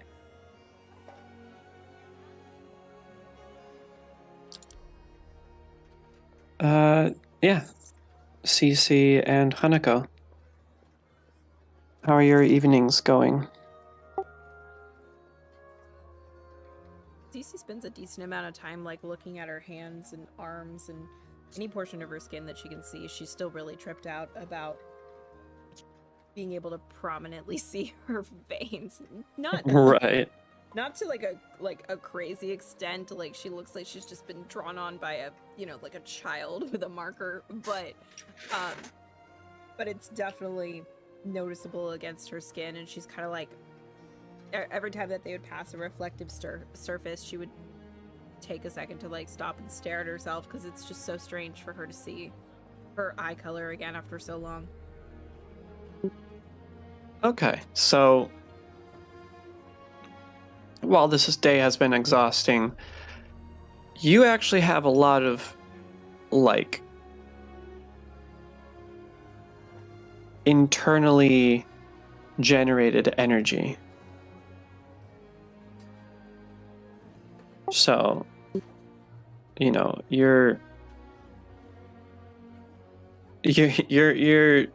could go to sleep, but you're not tired at all. I think with that knowledge and knowing that she's still full of energy, I think she would ask Hanako, are you particularly tired? Not really. Would you like to just go for a walk? We could talk and, talk about girl stuff and everything, but I'm way too full of energy. I kind of think I need to walk it off. Sounds good. Great, let's go for a little stroll, and probably a not dangerous area would be my preferred, so I will trust your direction. Was this said after we were heading up towards our rooms and our Tannis went to bed? Yeah, I like the thought of Cece just like laying and like staring at the ceiling and being like, "Are you still awake? Can we have girl talk?"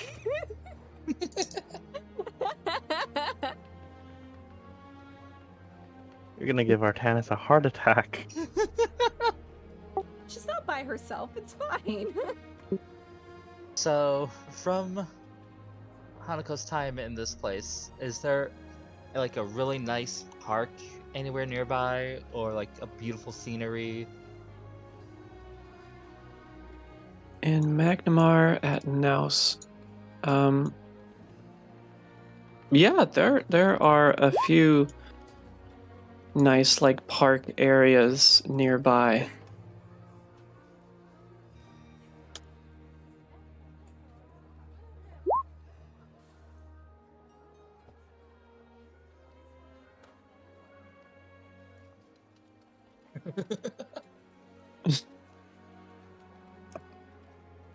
But did you die? I am far more prone to it now. But did you die? Yes, once. Don't remind me. It's true. True facts. Yeah. So as they walk through the park, I think Cece would ask. So, I know you live here, but did you grow up here? Is this what you would consider your hometown? Not quite. I've traveled quite a bit. Oh, neat. What's been your favorite place that you've traveled to?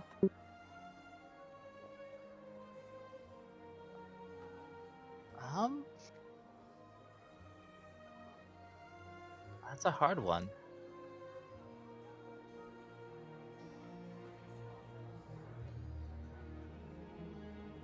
What makes it even harder is because I don't know what the map was like. It's okay. You could just be like, I went to yada yada and it was beautiful. I will run with that. It's fine. You know what? I'm gonna pull us over here, Ooh, the roadmap. and Tetrin and cars. we're gonna and ignore we're gonna ignore the top two maps and the bottom one, because what is relevant in the middle left map.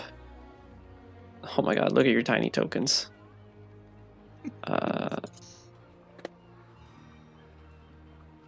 You're not here, you're not here, you're different. Artanis is there. So you've got your Sandpoint here, you've got Magnamar here, the Yonda Bakari River, various the mush fens that appear to the south of the river. Let's go with Nybor, next to Ember Lake. Okay.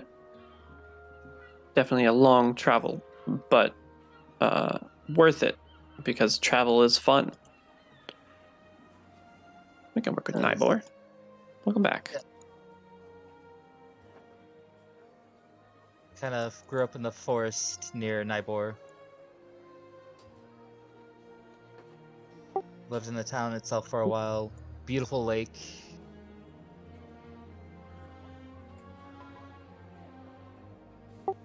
That sounds really beautiful. Sounds like a lot of fun. And obviously you've done at least some traveling, if not a lot of traveling, considering how far you've come. Sometimes you just gotta keep on the move. I didn't really Stay in one place for a bit. and then going somewhere else for a new adventure. Mm-hmm. Really start moving until the gods told me that I needed to go to Sandpoint. So from where I live to Sandpoint is my biggest adventure, unless you count going from Sandpoint to here. That was quite an interesting journey.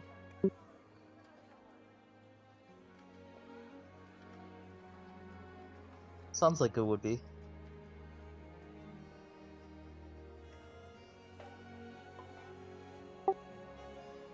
Do you have any family around here, or was it just the job that brought you here? No family. Kind of left them all behind. Those that are still alive. Oh, I'm so sorry.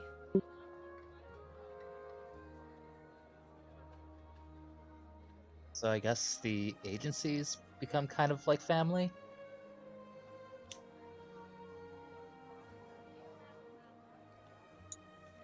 Well, where do you think your next journey is going to take you to? Not sure yet, Same. but wherever the wind blows. I feel like I'm not really as tied down as I was before, so it's kind of nice to be able to make a decision without any unnecessary input, I guess. Might be the best way to word that. I don't know. It's weird. I don't hear the voices anymore. I don't feel... I mean, I feel things, but it's not the same. I don't know. I probably don't make much sense. I'm sorry. Your connection. You were an oracle, right? Yeah. Oracles tend to talk to whoever would listen, or listen to whoever talked to them, versus people who study in more of a divine path speak with one. I spoke with many. So when you can speak to many, you have many conflicting voices talking back to you. It's kind of hard to figure out who to listen to. I get that one. Or was. I'm sorry. I don't want to be insensitive. No worries. There was about 7 of us, if I remember correctly. Wow! That's a big family! Her eyes are just huge. Her mouth is dropped open. Like, she was not expecting. She expected like 4 maybe, but like she was not expecting that big of a family.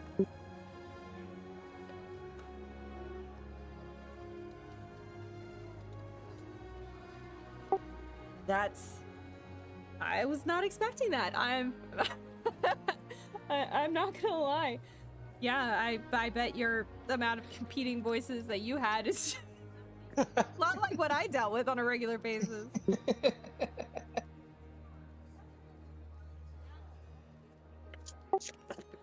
I suppose we both kind of feel that same blessing of not having to hear those voices on a regular basis, huh? Definitely.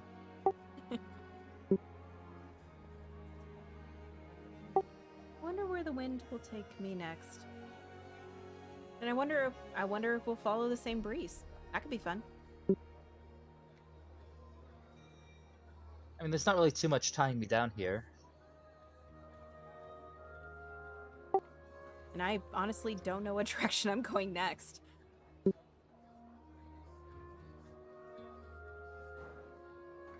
I don't know.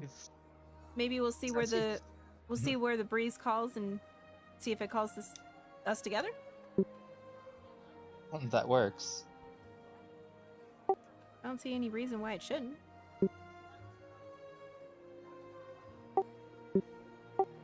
And now that I Artanis, could see, I and I will get... wave my hand again in front of my face. It's kind of like a joke. I'm not sure if Hanako would get the joke, because she didn't know that you were blind before.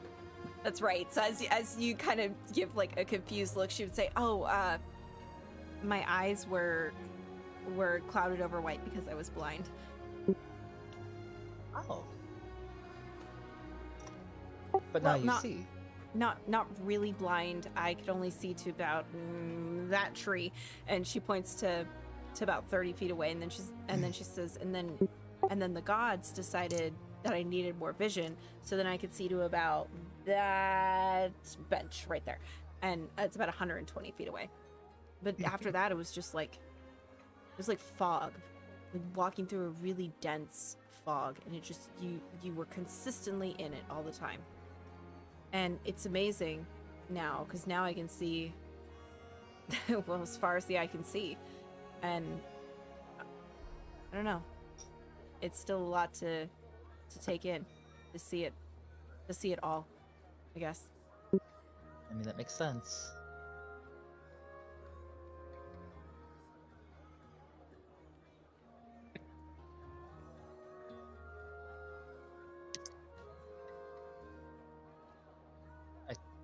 I take it you've lost a lot of friends since coming here.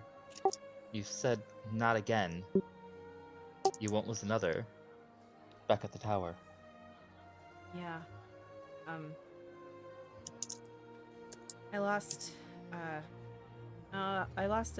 don't know if you would call him friend. I would say more like a comrade. I think would probably be a better way to word it. But he was a very cunning and very, very intelligent tactician, and I respected that. And we lost him, and then we lost one of the saviors of Sandpoint. One of the reasons that I went to Sandpoint. He died too, and he really became one of my best friends. And I don't think I've ever experienced that level of sadness before. At least until I found those, the broken stone pieces of Artanis, and I couldn't let another person that I cared about pass away. Just can't. Not again. And I had promised myself that after I lost Karzarath, that I wouldn't let it happen again. And I broke my own promise when I found Artanis like that. And I did the only thing that I could do. I'd been listening to the gods and following their directions. That I did what I did when I was a child. Is I reached out for their help, and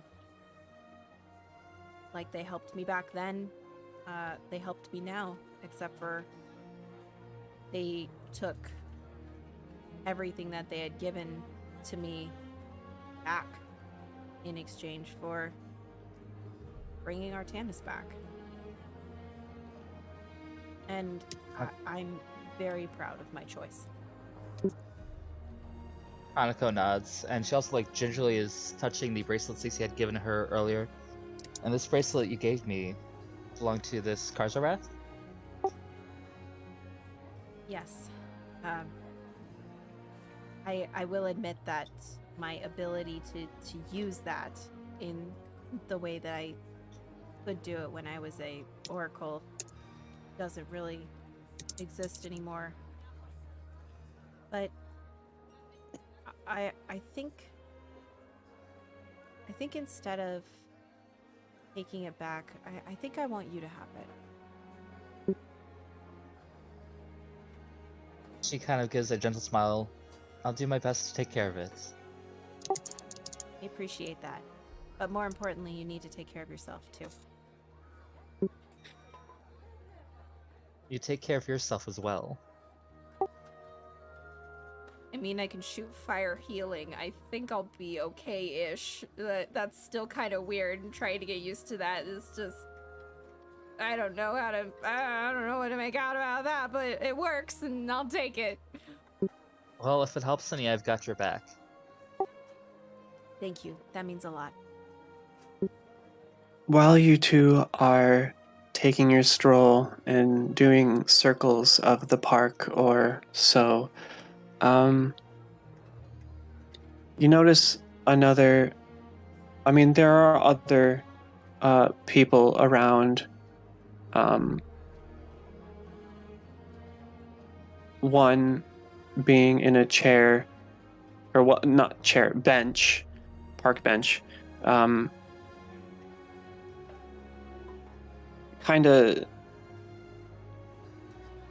of in his own maybe sadness, like just down on his luck, sort of a look. I don't think this would apply to Hanako, but this man looks vaguely familiar to Cece. Can I roll something? Yeah, I don't really know how I meant to approach that. Maybe not like that. Probably not. Sense motive? No need for that. Oh.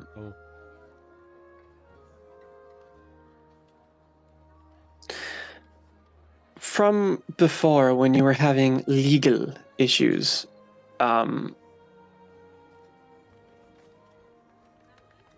there was at least one of these high and fancy individuals that spoke out to you. I don't even remember if I gave you his name, but he was one of the people that came up and talked to you after, or the group after your whole case kind of fell through and resolved.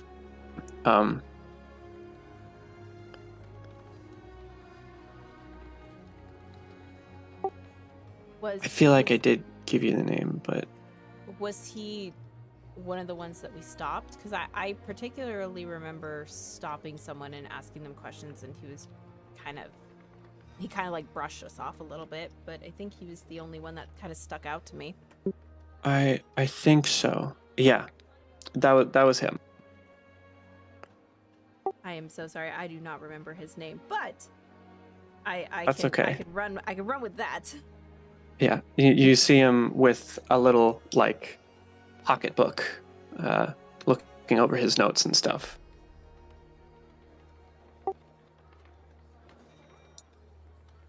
Does it look like it's it looks like it's a personal book of him jotting down stuff, right? Nothing. It doesn't have like a label on the front. No, certainly not. Okay. I will gesture towards the guy, kind of with my head to Hanako, and say, I think I know him. I think he was outside of the trial for us when we got into Magnamar and was dealing with everything. He's out real late. I wonder why.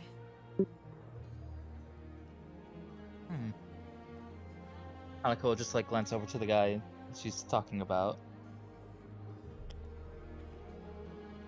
Would I recognize him or not really? Oh, there is a far less chance that you would recognize him, but I can give you. You don't have knowledge local. I can give you an intelligence.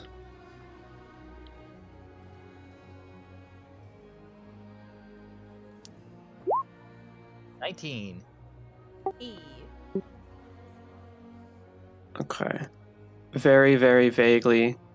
You probably didn't even hear his voice at the time, but you remember. You certainly remember his red and gold, like, not robe, but overcoat or something. Words not wording right now, but you remember them talking when you were, like, keeping an eye on that group. Mm-hmm.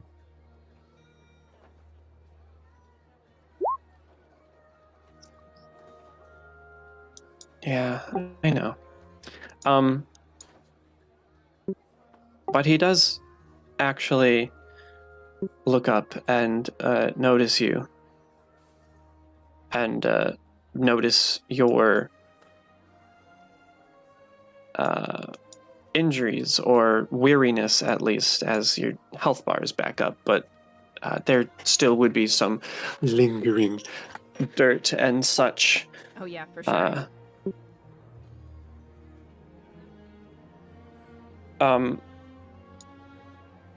This does pique his curiosity, and he snaps his pocketbook shut, shoves it on an inner pocket, and makes his way over. Well, you look in dreadful sorts. What have you gotten into?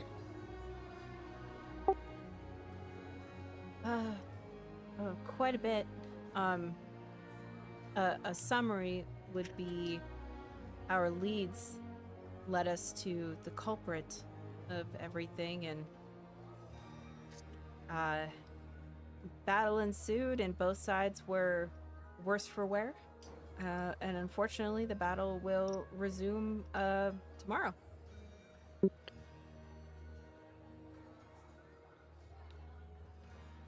He, kind of squints his eyes a little and tilts his head. And, tapping his thumb to his ring finger.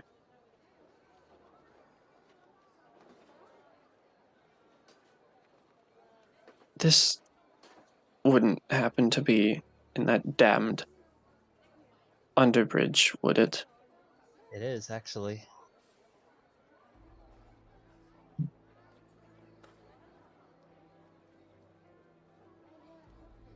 Right. You may be able to help with this.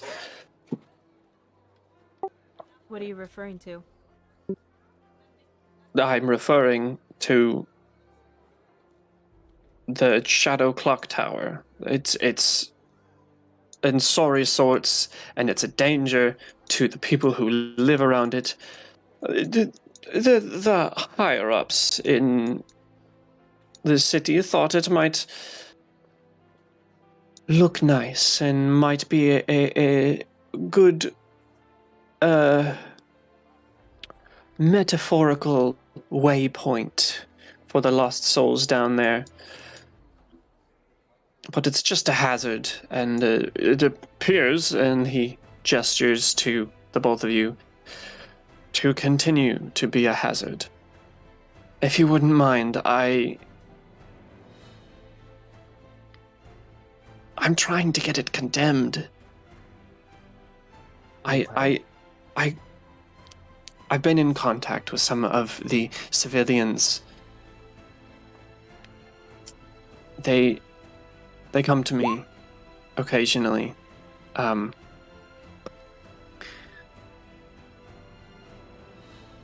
And most recently, one of my star citizens has given me reason to believe that there's more than enough justification for the tower to come down.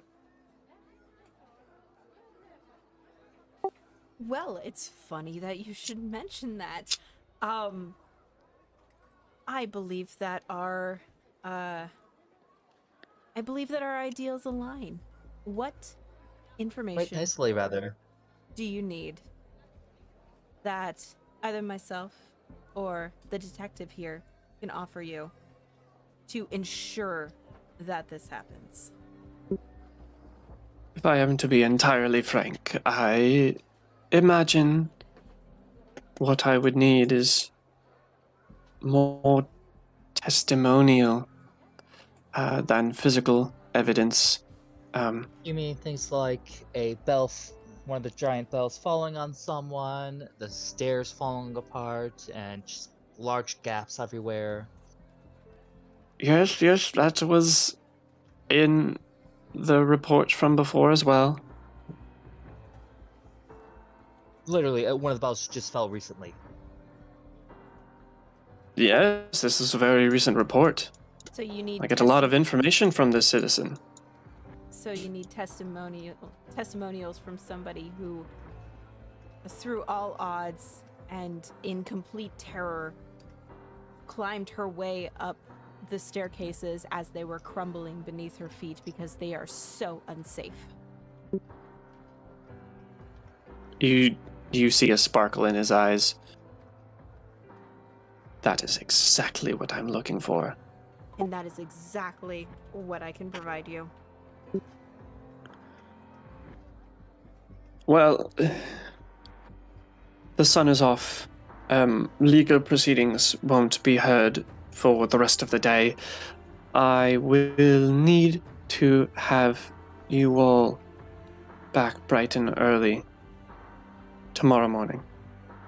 I mean, it just so happens I was we were gonna head that way anyway because I was gonna see about getting the zoning permit to tear said place down.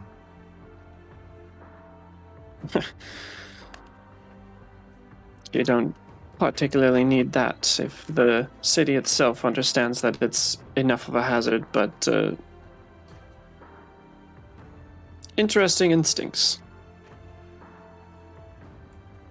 What time do you need me there?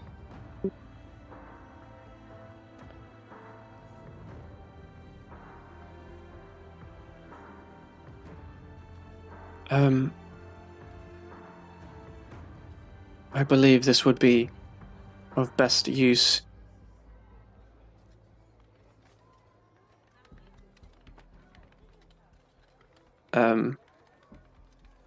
At 8 on the morn. 8 on the morn. I understand. Would it be advantageous to have somebody somebody with such restrictions, like my lawyer has, to have him come with us as more validity of truth? I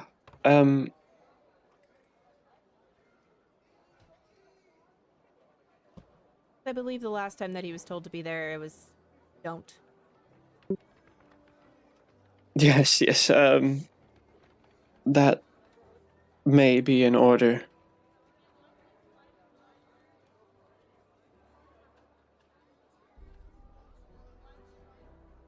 Having your lawyer friend sit off to the side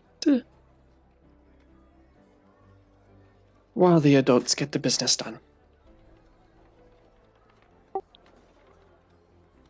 Well, I do think that out of everybody here, he could be the most adult in this situation. I do feel like I can go in and offer some assistance to this and speak truthfully, because that was the most terrifying climb I've ever done in my entire life.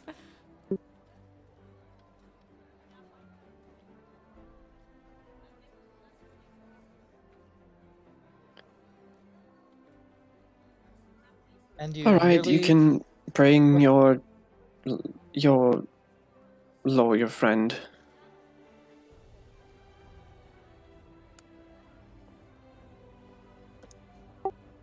Testimonial, not trial. Maybe they won't be as harsh, but if they say that they do not need his testimony and merely need mine and the detectives here, I would say it's better to show up with 3 pieces of evidence than 2.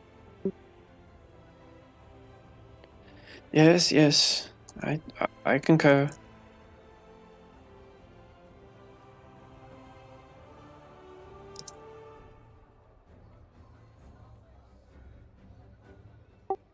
Hanako, I cut you off. I'm sorry. I was gonna say, not to mention you almost got hit by that bell that had fallen. Yeah. I tried to block that part out. And then the yell from the bottom when it landed on Bear. That wasn't good either. I half expected him to be launched up in the air from the bell landing on the cart. Honestly, yeah, and then, yeah, that would have been the quickest way to get him up the tower.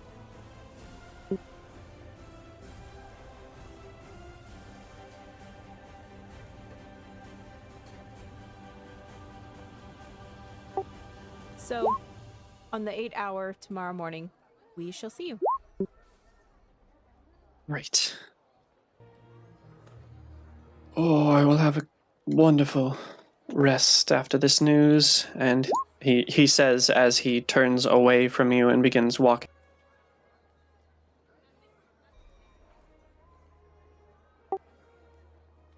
Cece will turn to Hanako and say, I do feel like whatever energy I currently have, I should probably try to stock up on a little bit more if I'm going to be in front of those judges again. I thoroughly appreciate this walk. This has been very fun, and the opportunity to get to know you has been wonderful as well. And I hope that wherever the winds do take us, that we stay in contact.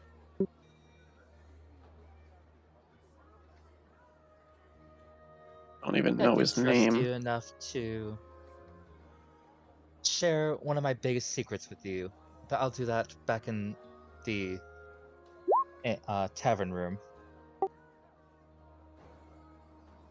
All right. I appreciate that. If you feel comfortable enough to do that, I will be ready for whatever you are willing to share, but do not feel obligated to if you feel like it's not the right time or moment.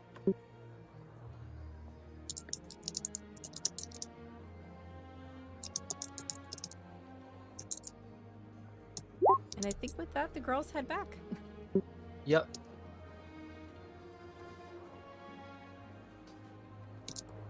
Okay. 1 second, just getting some information.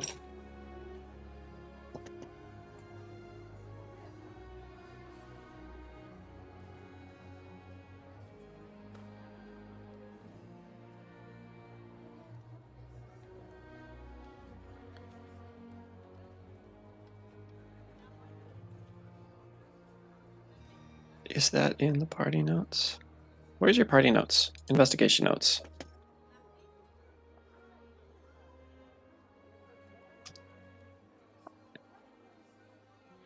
Okay, cool.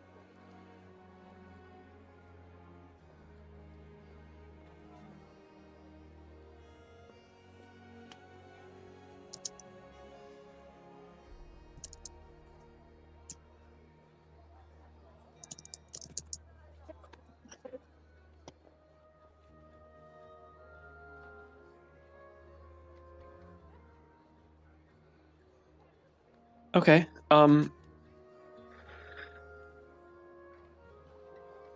Artanis. You gave me a secret perception check. Or whispered, I should say. I didn't roll it for you. You find sleep so easily. It is a little unnerving because it is a blank, dreamless sleep.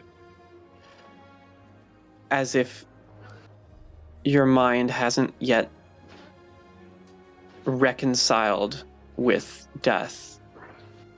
But it is still incredibly relaxing and refreshing and just so good, you know?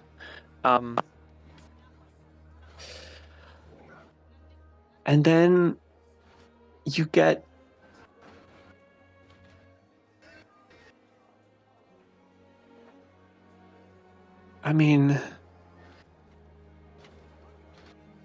it's sort of like a dream, maybe. You hear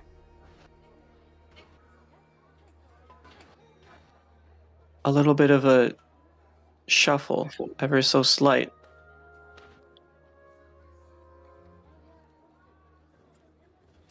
The action center of your brain kicks into high gear, and you are just barely awoken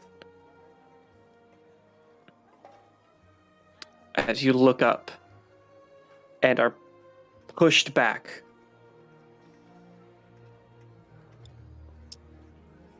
By an individual. You are awake now. There is a long. Okay, well, not that long, but there is a bulky bit of metal foisted directly towards your heart. And before you get to act, though you are not entirely surprised, as you did, you did even while sleeping have a pretty good perception check.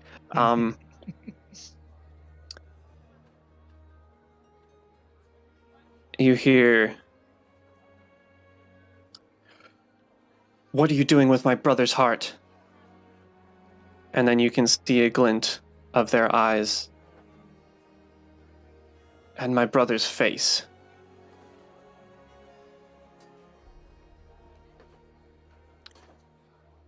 You recognize this because you've been around Dedrin for so long. This is a pepper box. Unfortunately, you are human, and there is a shrouded hood.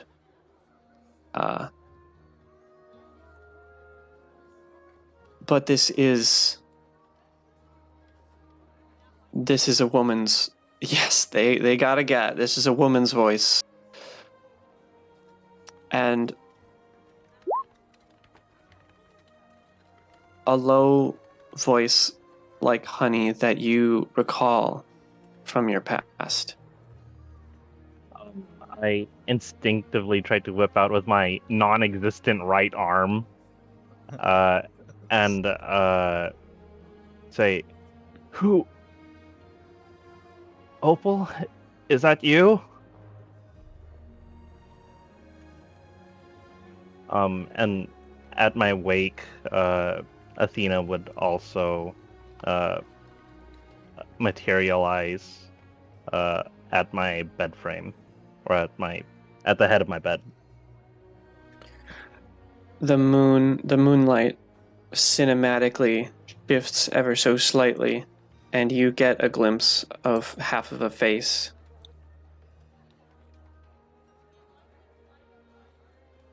It really is you, isn't it? What are you doing here?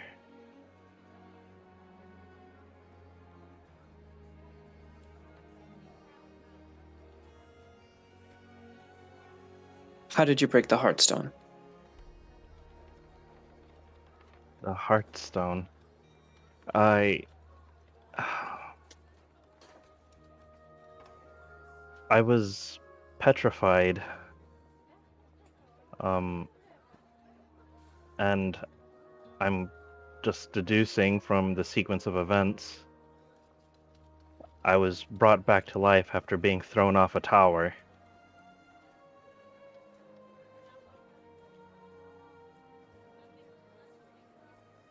Let me pull out a sense motive check. Yeah, go ahead and roll that. Okay. Yeah. That's a pretty good check. Pretty nice. What the hell? Halfway there. More.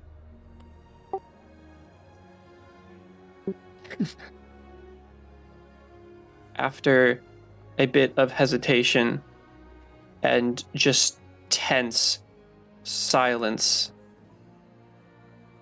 you feel the pressure from the metal of the pepper box gives way as she leans forward and gives you an embrace. Maybe for the first time ever. To see you too, Opal. Though I must admit, it actually hasn't been too long since I've been woken up like that. Has it? No. My handler has woken me up from time to time, but he's not here anymore. I see.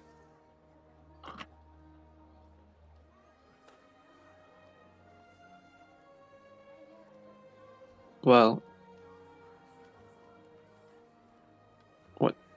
what's going on? How are you? I've been better. I'm all left now, and I see there's that. still a job left unfinished. There's a possible mastermind. It's a powerful sorceress atop the Shadow Clock Tower that we were trying to take down, but it didn't end so well.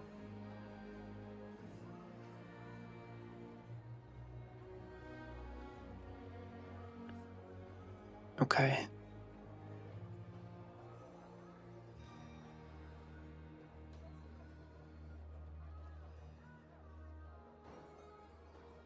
Who else knows? Does Desmond, father or mother, know?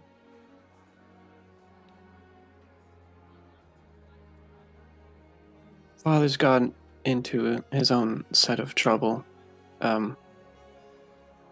Desmond isn't around. Took a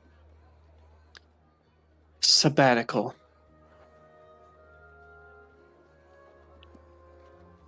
I see. Well, hopefully they're faring better than I am.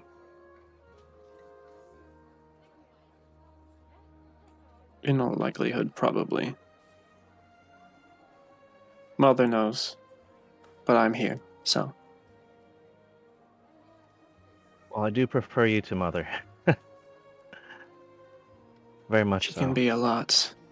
She can be everything. But Be thankful you weren't around her as often as a child as I was. I am thankful for that. But I do think part of that was because she didn't really see much potential in me. You and Desmond were always more talented.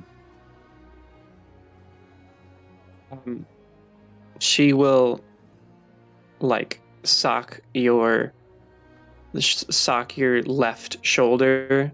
Well, don't go proving them right. I didn't mean to, but it's better late than never that I finally got my familiar. About 15 years after you and Desmond caught yours. Well, look. I still need to get back to family business. But I'm not gonna let you go at this alone.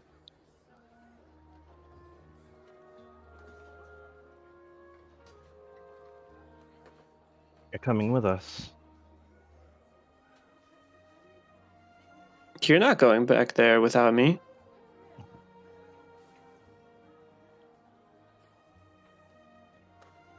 I wish we'd spent more time together as kids. Maybe this wouldn't have come as a surprise to me, but you have my deepest gratitude.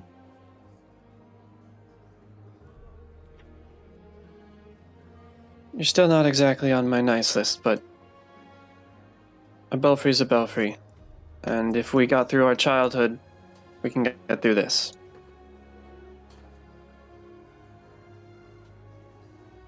That sounds reasonable. Ignore my spelling. Just gonna... Here we go. Artanis looks over to the empty bed to his left and says, "One of our companions is still missing. I hope he comes back, but I'm dreading the worst. You're welcome to stay here until the morning comes. It's getting late.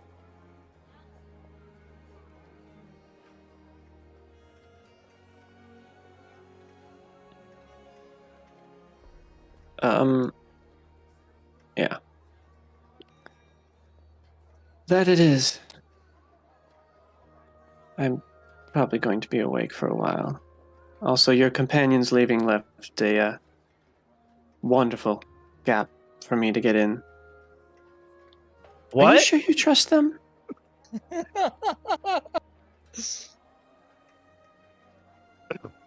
Artanis like scrambles out of bed, like trying to kick and still getting used to the balance of his body.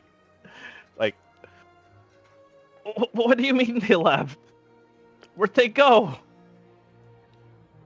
I don't know, but it seemed casual. We have no idea what's out there. Artanis is just gonna like roll out of bed basically. Like he's gonna leave the scrap shark behind. There's no way he can fucking wield that thing anymore, so he's just gonna bring scrap piranha. Just go to sleep. I'll protect you. I'm sure they'll be fine.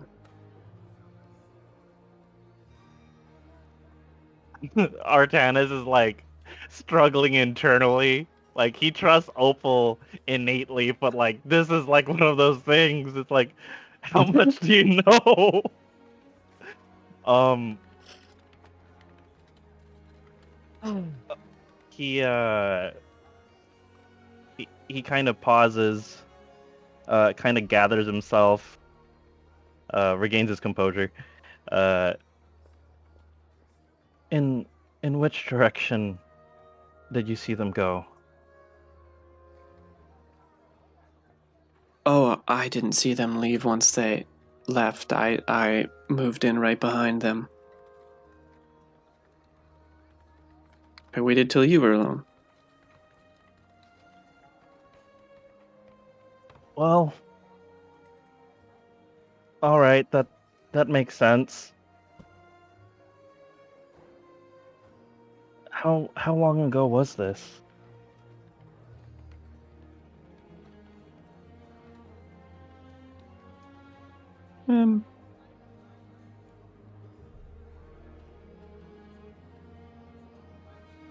Maybe 20 minutes or so. Half an hour.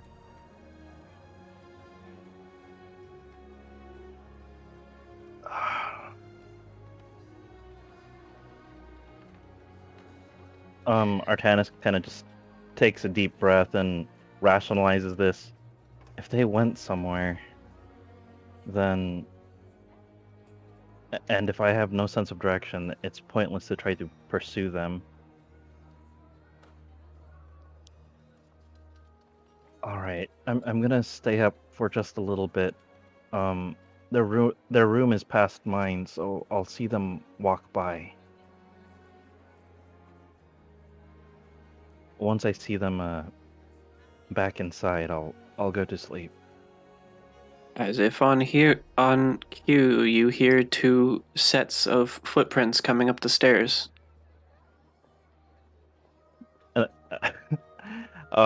Artanis is gonna like pick up one of his shoes, and as soon as he sees them walk by, he's gonna throw his shoe at the door.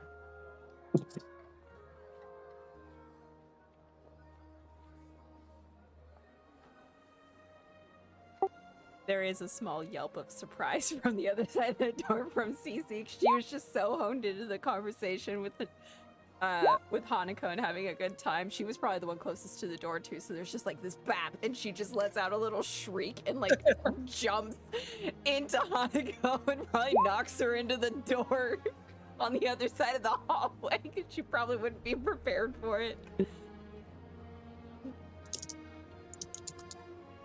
And like a dagger would also like be in Hanako's hand as she's like looking for threats.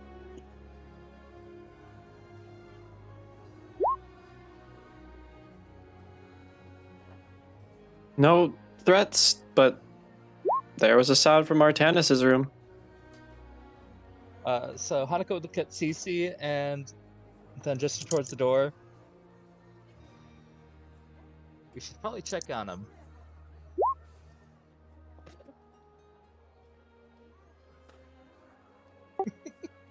He kind of just mutters before they even walk in, like, "Where did you go?"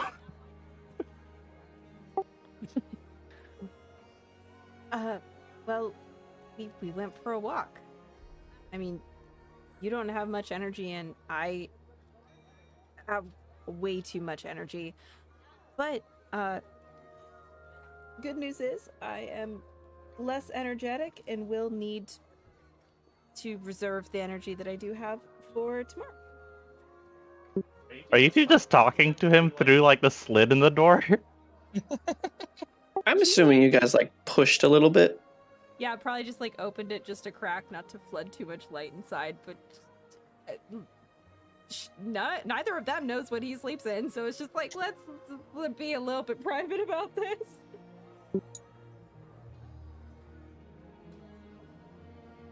Oh, Let's say it's a good thing that Cece took care of the door. okay. I'll see you in the morning then. Yeah, we've got a lot to discuss in the morning, but we'll talk about it in the morning. You go to sleep. You definitely need your rest. All right. If all the women are in agreement, then I guess I'm just gonna go to sleep. Good night. Can I sense motive that? Like, I mean, yeah, you said you can. all the women instead of the both of you. Yeah, I'm kind of in that same boat too. We're just like, wait. I can that's roll. I weird. can roll 2. We can do 2 checks. Do you roll that or do you? I want do us roll to? that. I need So your that's 7 for mine, +7. 7 for you and for Cece. 8. 8 for you. Roll initiative.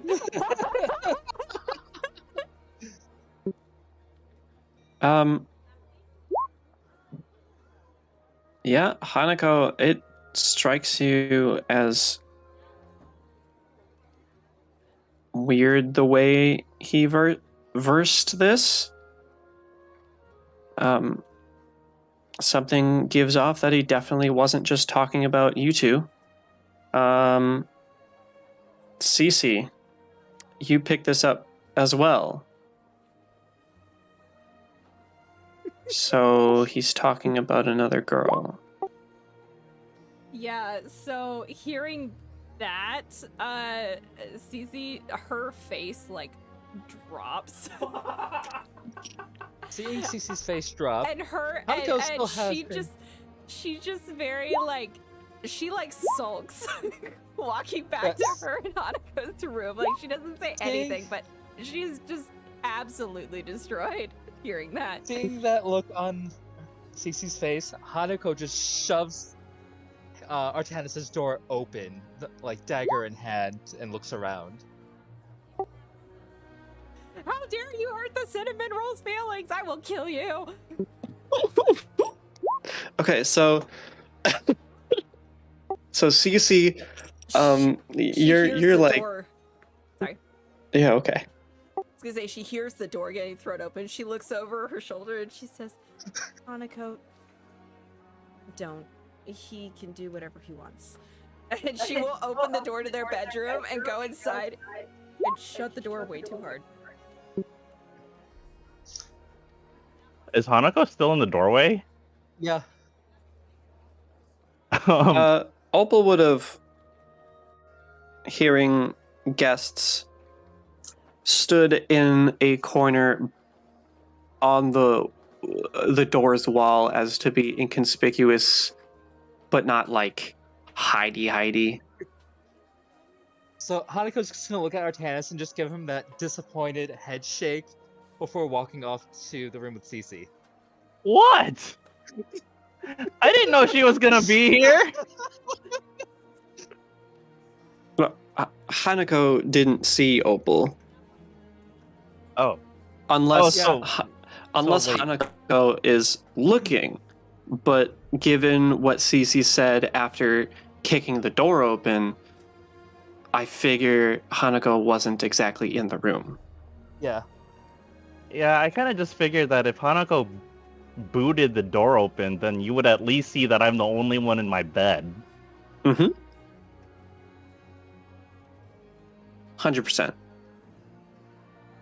Only been 30 minutes. How fast do they think Artanis can score? But yeah, he just gets that disappointed head shake before Hanako heads off to the room.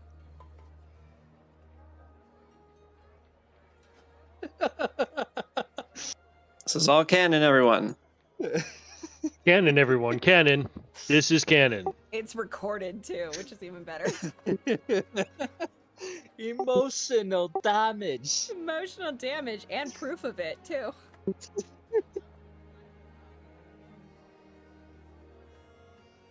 Oh, I'm too tired for this. But in the morning, we're gonna smooth all this over. Sure we are. Tousles your hair. And then just kind of finds a place.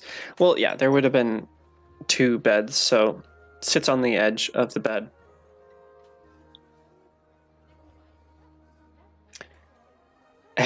And everyone except perhaps Cece gets a long rest. I'm kidding, of course. You get your long rest. You get a distraught rest. There's a difference. Yeah, you get a very long rest.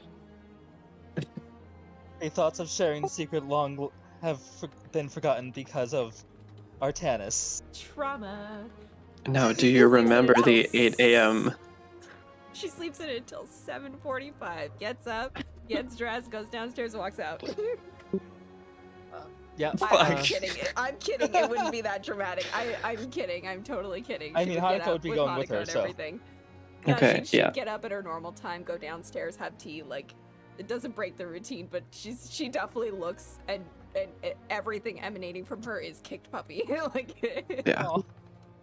I mean, Artanis Have tea and with her. Crimson, make sure to heal as you need to. Everyone, make sure your dailies are upkept. excellent.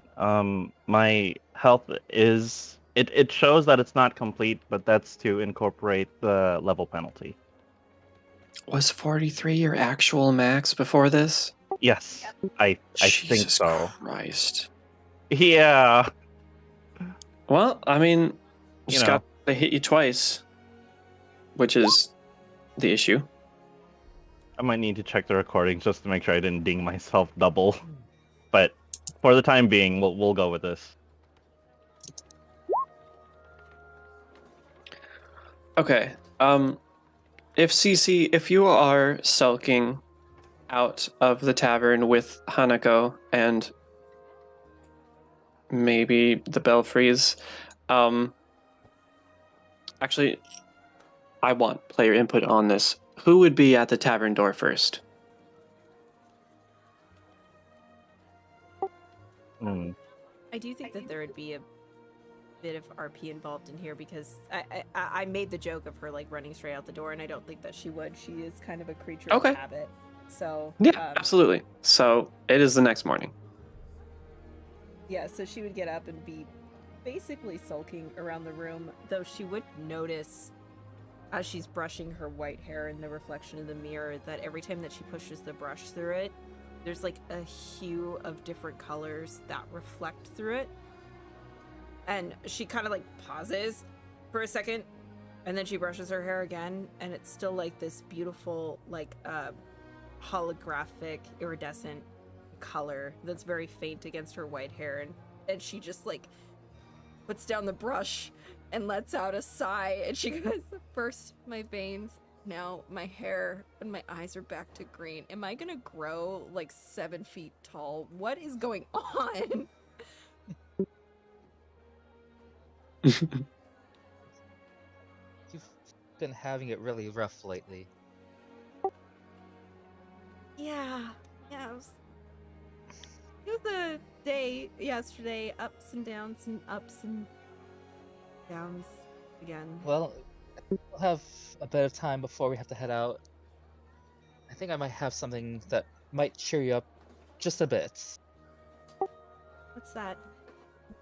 Hanako will revert to her true form of the kitsune, showing off her fluffy ears and tail. Shh. Cece's jaw like hits the floor again, so it's a lot like the expression of hearing that she has 7 siblings that Hanako got the night before, and she goes, "Oh my god, you're adorable!" "Oh my god, you look so soft. Can I touch your fur?" Hanako will nod. Oh my god, yeah, she's Hanako full pets. All the pets. Thought that might cheer you up. How big are you? Like, if you were to scale it to an animal, are you about the size of a cat? Are you looking at like a medium-sized dog? Are you a miniature horse? Like, she what is size are you? Still her regular size. She's just kitsune. Oh, okay, gotcha. Yeah, Yeah, she doesn't just take on her fox form. just jaw drops. Oh my god, that's so cool. Oh, you're so beautiful. Oh my god, your hues are amazing. Oh wow. Well, this explains why you lived in the forest.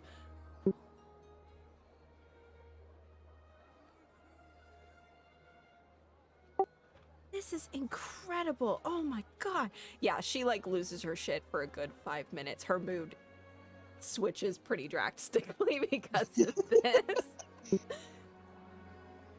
I figured that's the pick-me-up that CC needed. Oh yeah, it was definitely a good pick-me-up. And when you revert back into your More human-looking into form. your human looking form, yeah, the girls just wander downstairs, you know. The bonds of sisterhood has begun.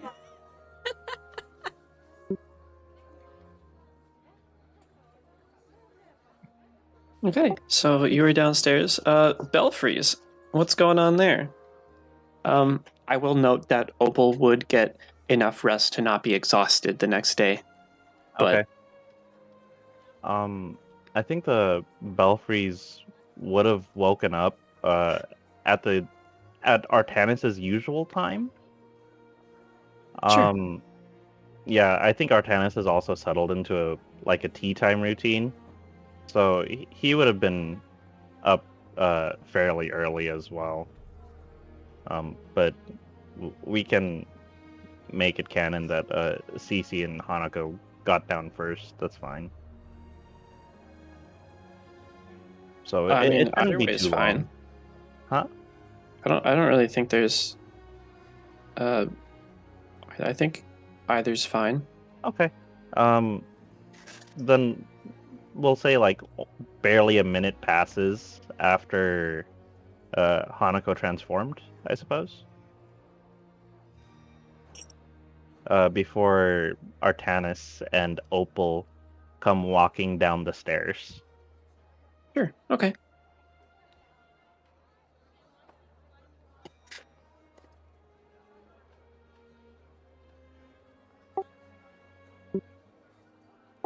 I would think turning around in her seat and seeing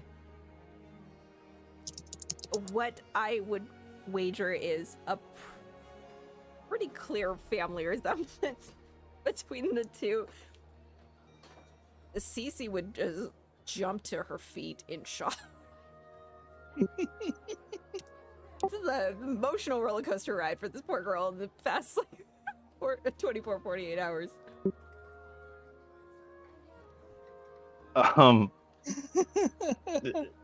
Cece, Hanako, this is my sister, Opal.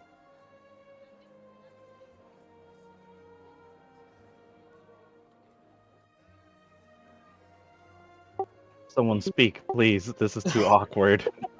Sorry, I didn't expect to meet your family. Hi, I'm Cece Stonetide. And she will extend her hand out to Opal. Cece. Like mentioned, my name is Opal Belfry.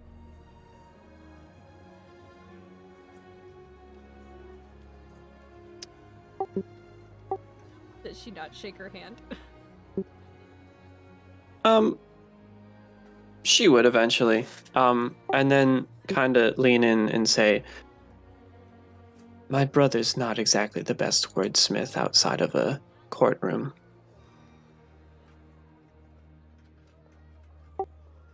That would explain a lot. I see. Well, that is fine. Thank you for the clarification. And her face just goes bright red, and she gestures to the table, and she goes, "Do you drink tea, Opal? I can order us another cup." He would be lovely. Wonderful. And she scampers to the bar. She's like,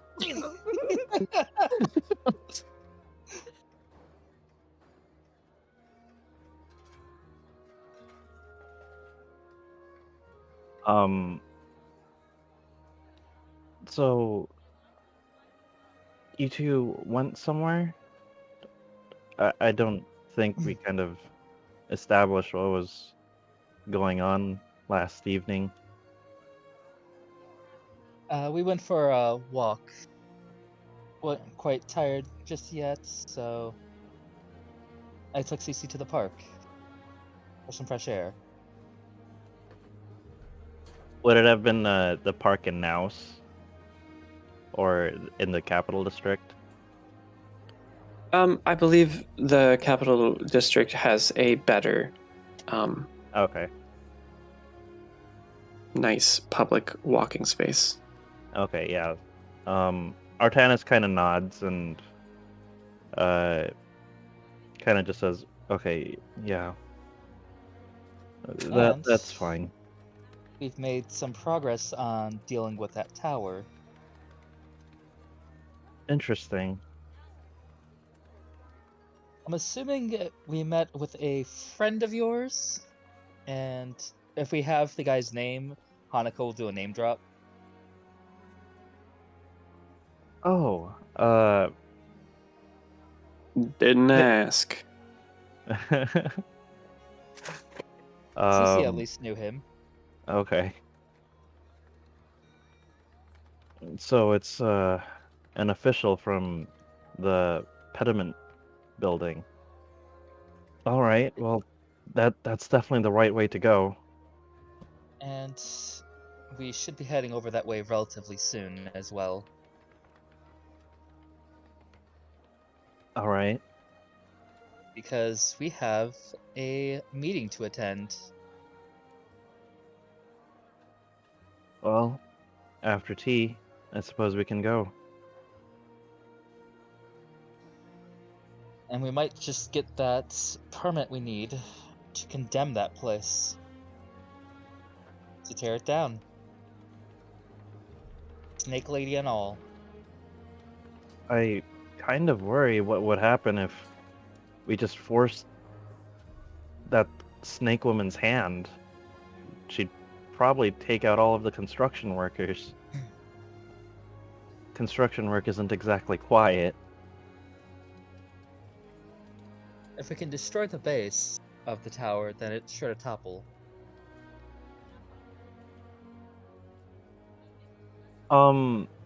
Would And then would we can be- Artanis be able to kind of estimate what a planned detonation of a tower in the underbridge would look like? If that's even a reliable thing? Yeah. Are planned detonations common around this time period? Well, I suppose it could be. Do you imagine for bigger buildings, if there is a condemned building that needs to be taken down,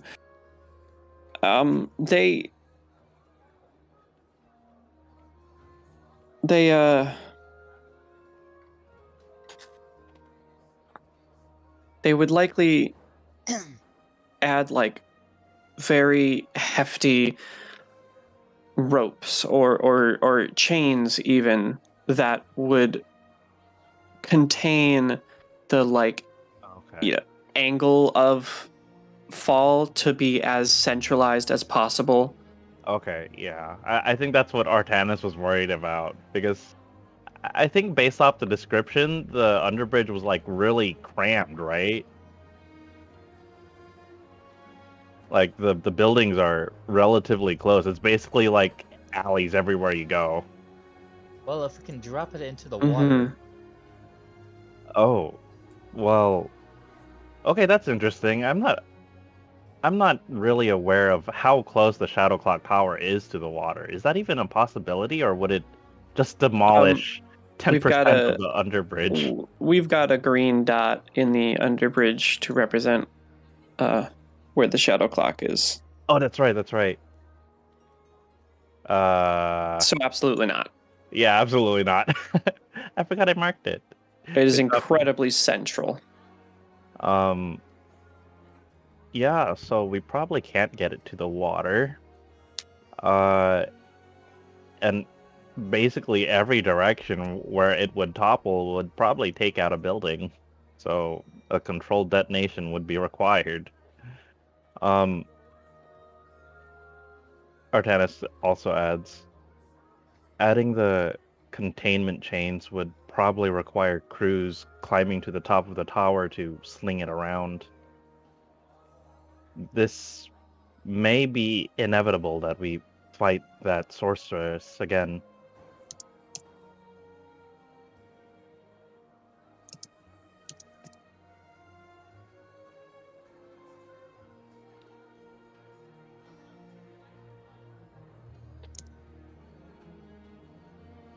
Is CC back with a T?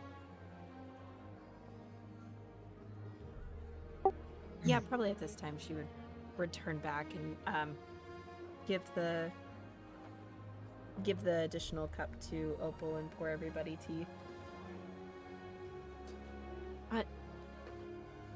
Is Ver coming down?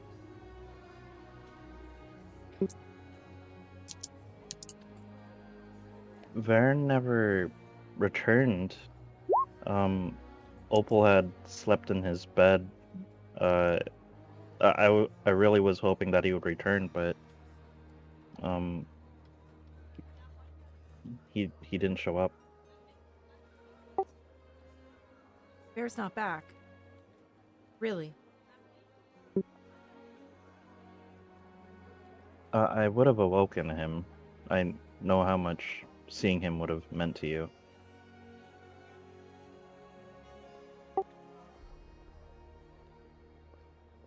I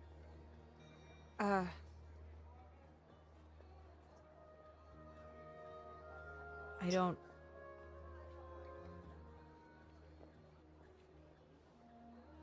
we might need feel I don't feel comfortable going to that meeting knowing that Ver's there, still at the tower.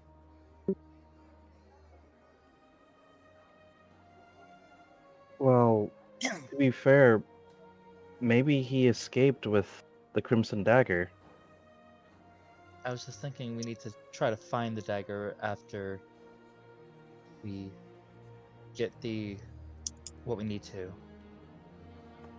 Because this meeting is a matter of time.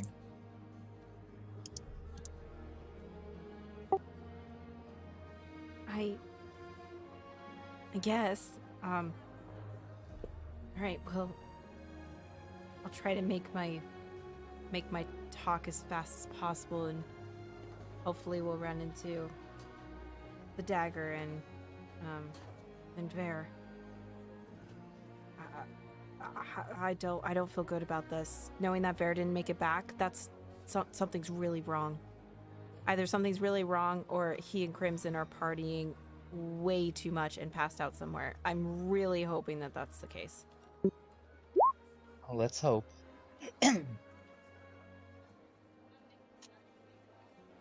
Okay.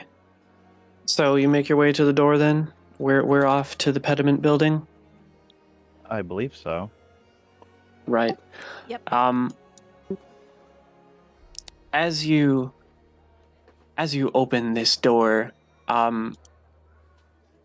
standing directly outside is an ironclad individual.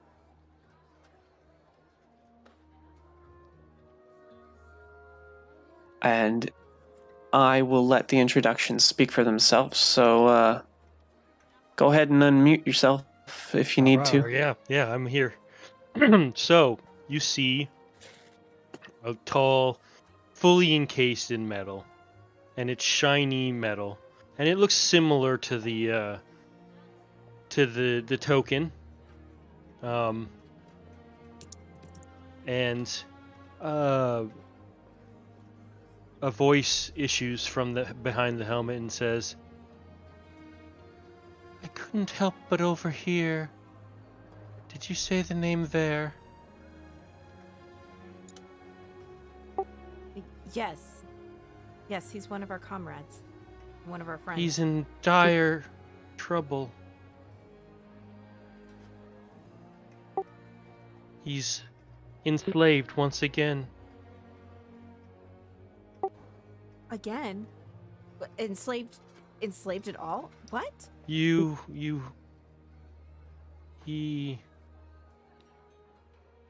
when he was born, he was sold into slavery. But this was before you knew him.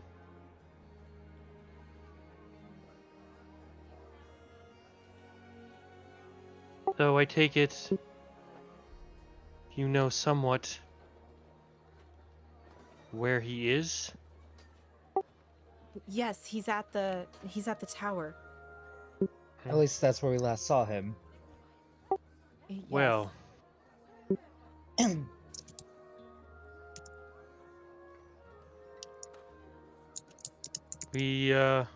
were you planning on going back there?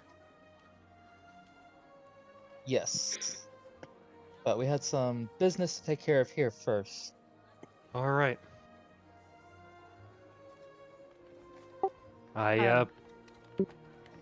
Oh, yes. I forget myself. My name is Teneb.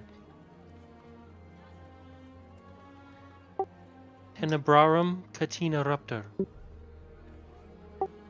Teneb, it's a pleasure to meet you. I'm Cece. Cece Stonetide.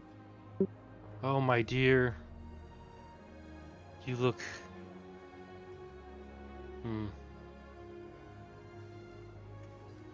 Pleasure to meet you, Cece. You have had a very rough time of the past couple of days, I think.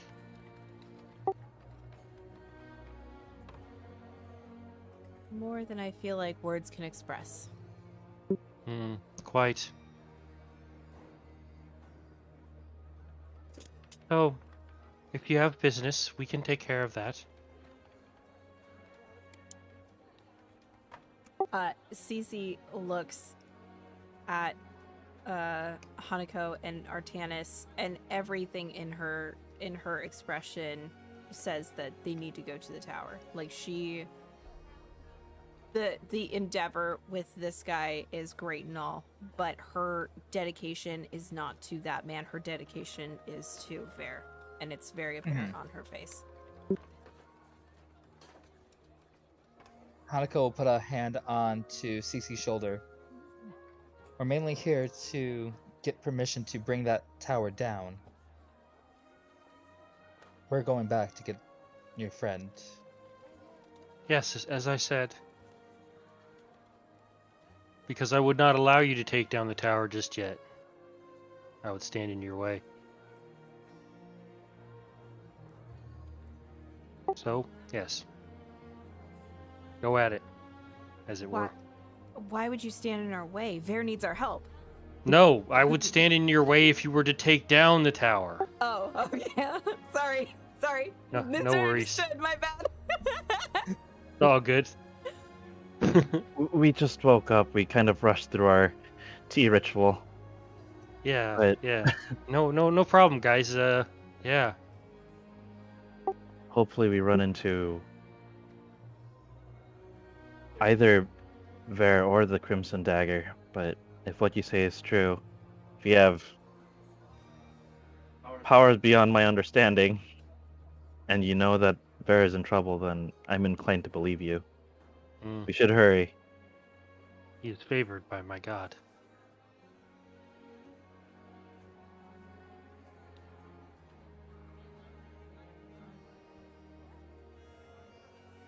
I will wait here. You go ahead, and I don't believe I can help you at all with your notice of condemnation or whatever it is. Uh, Okay, let's look at the map here. The Crimson Peacock is somewhere like around here, right, in the capital district? It's really near the pediment building, I recall.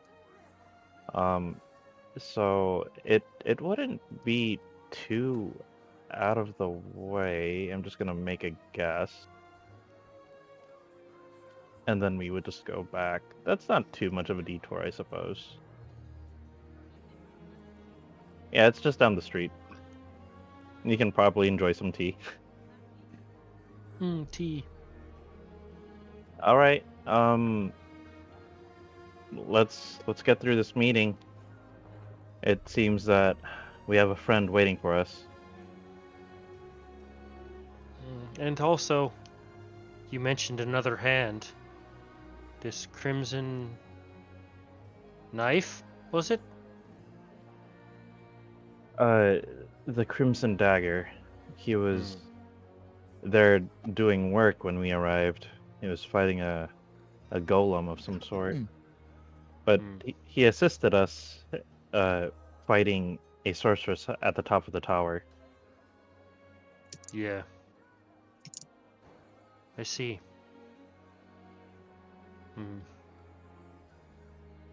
And you look to condemn this tower. Yes. Difficult.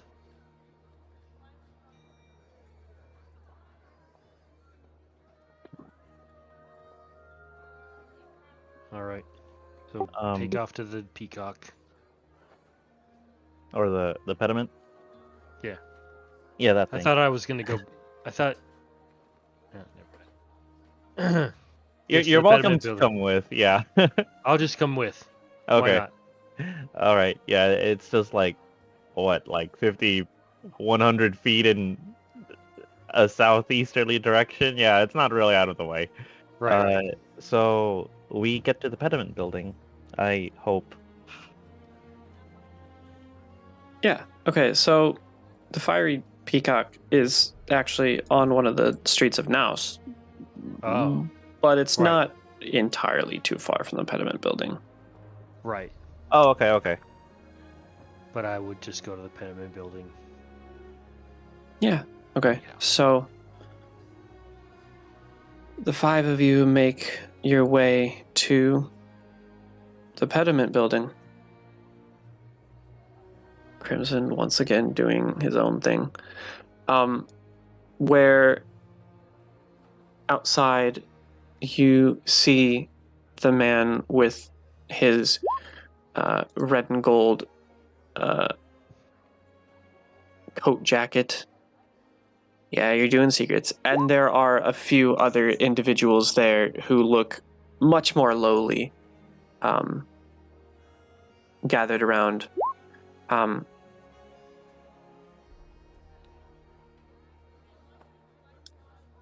he sees your group and you know, like nods upwards and gestures for you inward.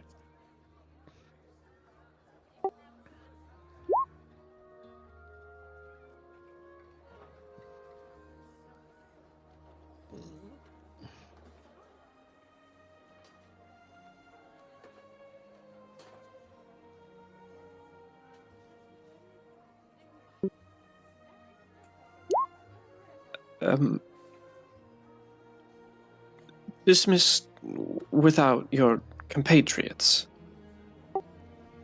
No, my compatriots need to come with me as well. You only need to speak. Well, they don't want to hear from Artanis, so I don't really feel like him speaking would be very useful. And the detective and I can go up and speak together. We both experienced things in unison. To be fair, I think it needs to be clarified that Artanis was he didn't want to be seen in front of the 12 remaining judges, he could probably still walk to the other branches of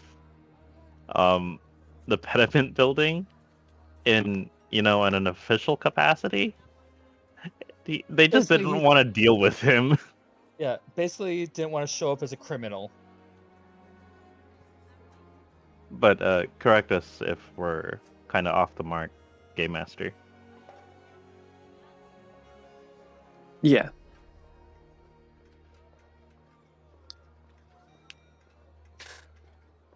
Okay. Well, yeah. The Okay. man gathers you all, and whoever can make testimony, he asks for. Understandably, if Artanis is not to testify, that is reasonable, but also would be accepted. You do not go into the grand council's room, but you're more taken to a smaller sort of civil court to discuss this issue. And before we do anything with that, I'm actually going to bring us to the title screen. Oh We're all god, Opal's set. name is so far below. Okay. That's Okay. really cool armor. Yeah, Yeah. it looks really good. Yeah. Very I- excited to get this development going. Introducing new, or at the very least, concurrent characters, getting a bit of RP done, and perhaps some civil legal issues. And Once some much again. needed comedic relief. Yes, very much so. Lots of laughing. It was a good break from like the tense emotional roller coaster that was the last session before this one. Right. I mean, it probably wasn't a very comedic break for Cece, but right. I mean, just a wave of But- emotions and discovering her new abilities. So yeah, it's just very strange. Also, Right. that just disappointed head shake to Artanis. Just sad. Ugh. moment. Just Before, like, how walked wow. dare It was you. all hilarious to me. excited to see you all next time. Yes, indeed. See you in 14. See you. Thank you for the game. Yes, Thank you for the indeed. game master. That was a blast. Can't wait to play next time. But for now, everybody say goodbye to YouTube. Goodbye to you two. Bye, YouTube. YouTube. Bye, YouTube. Happy dungeon delving, everyone.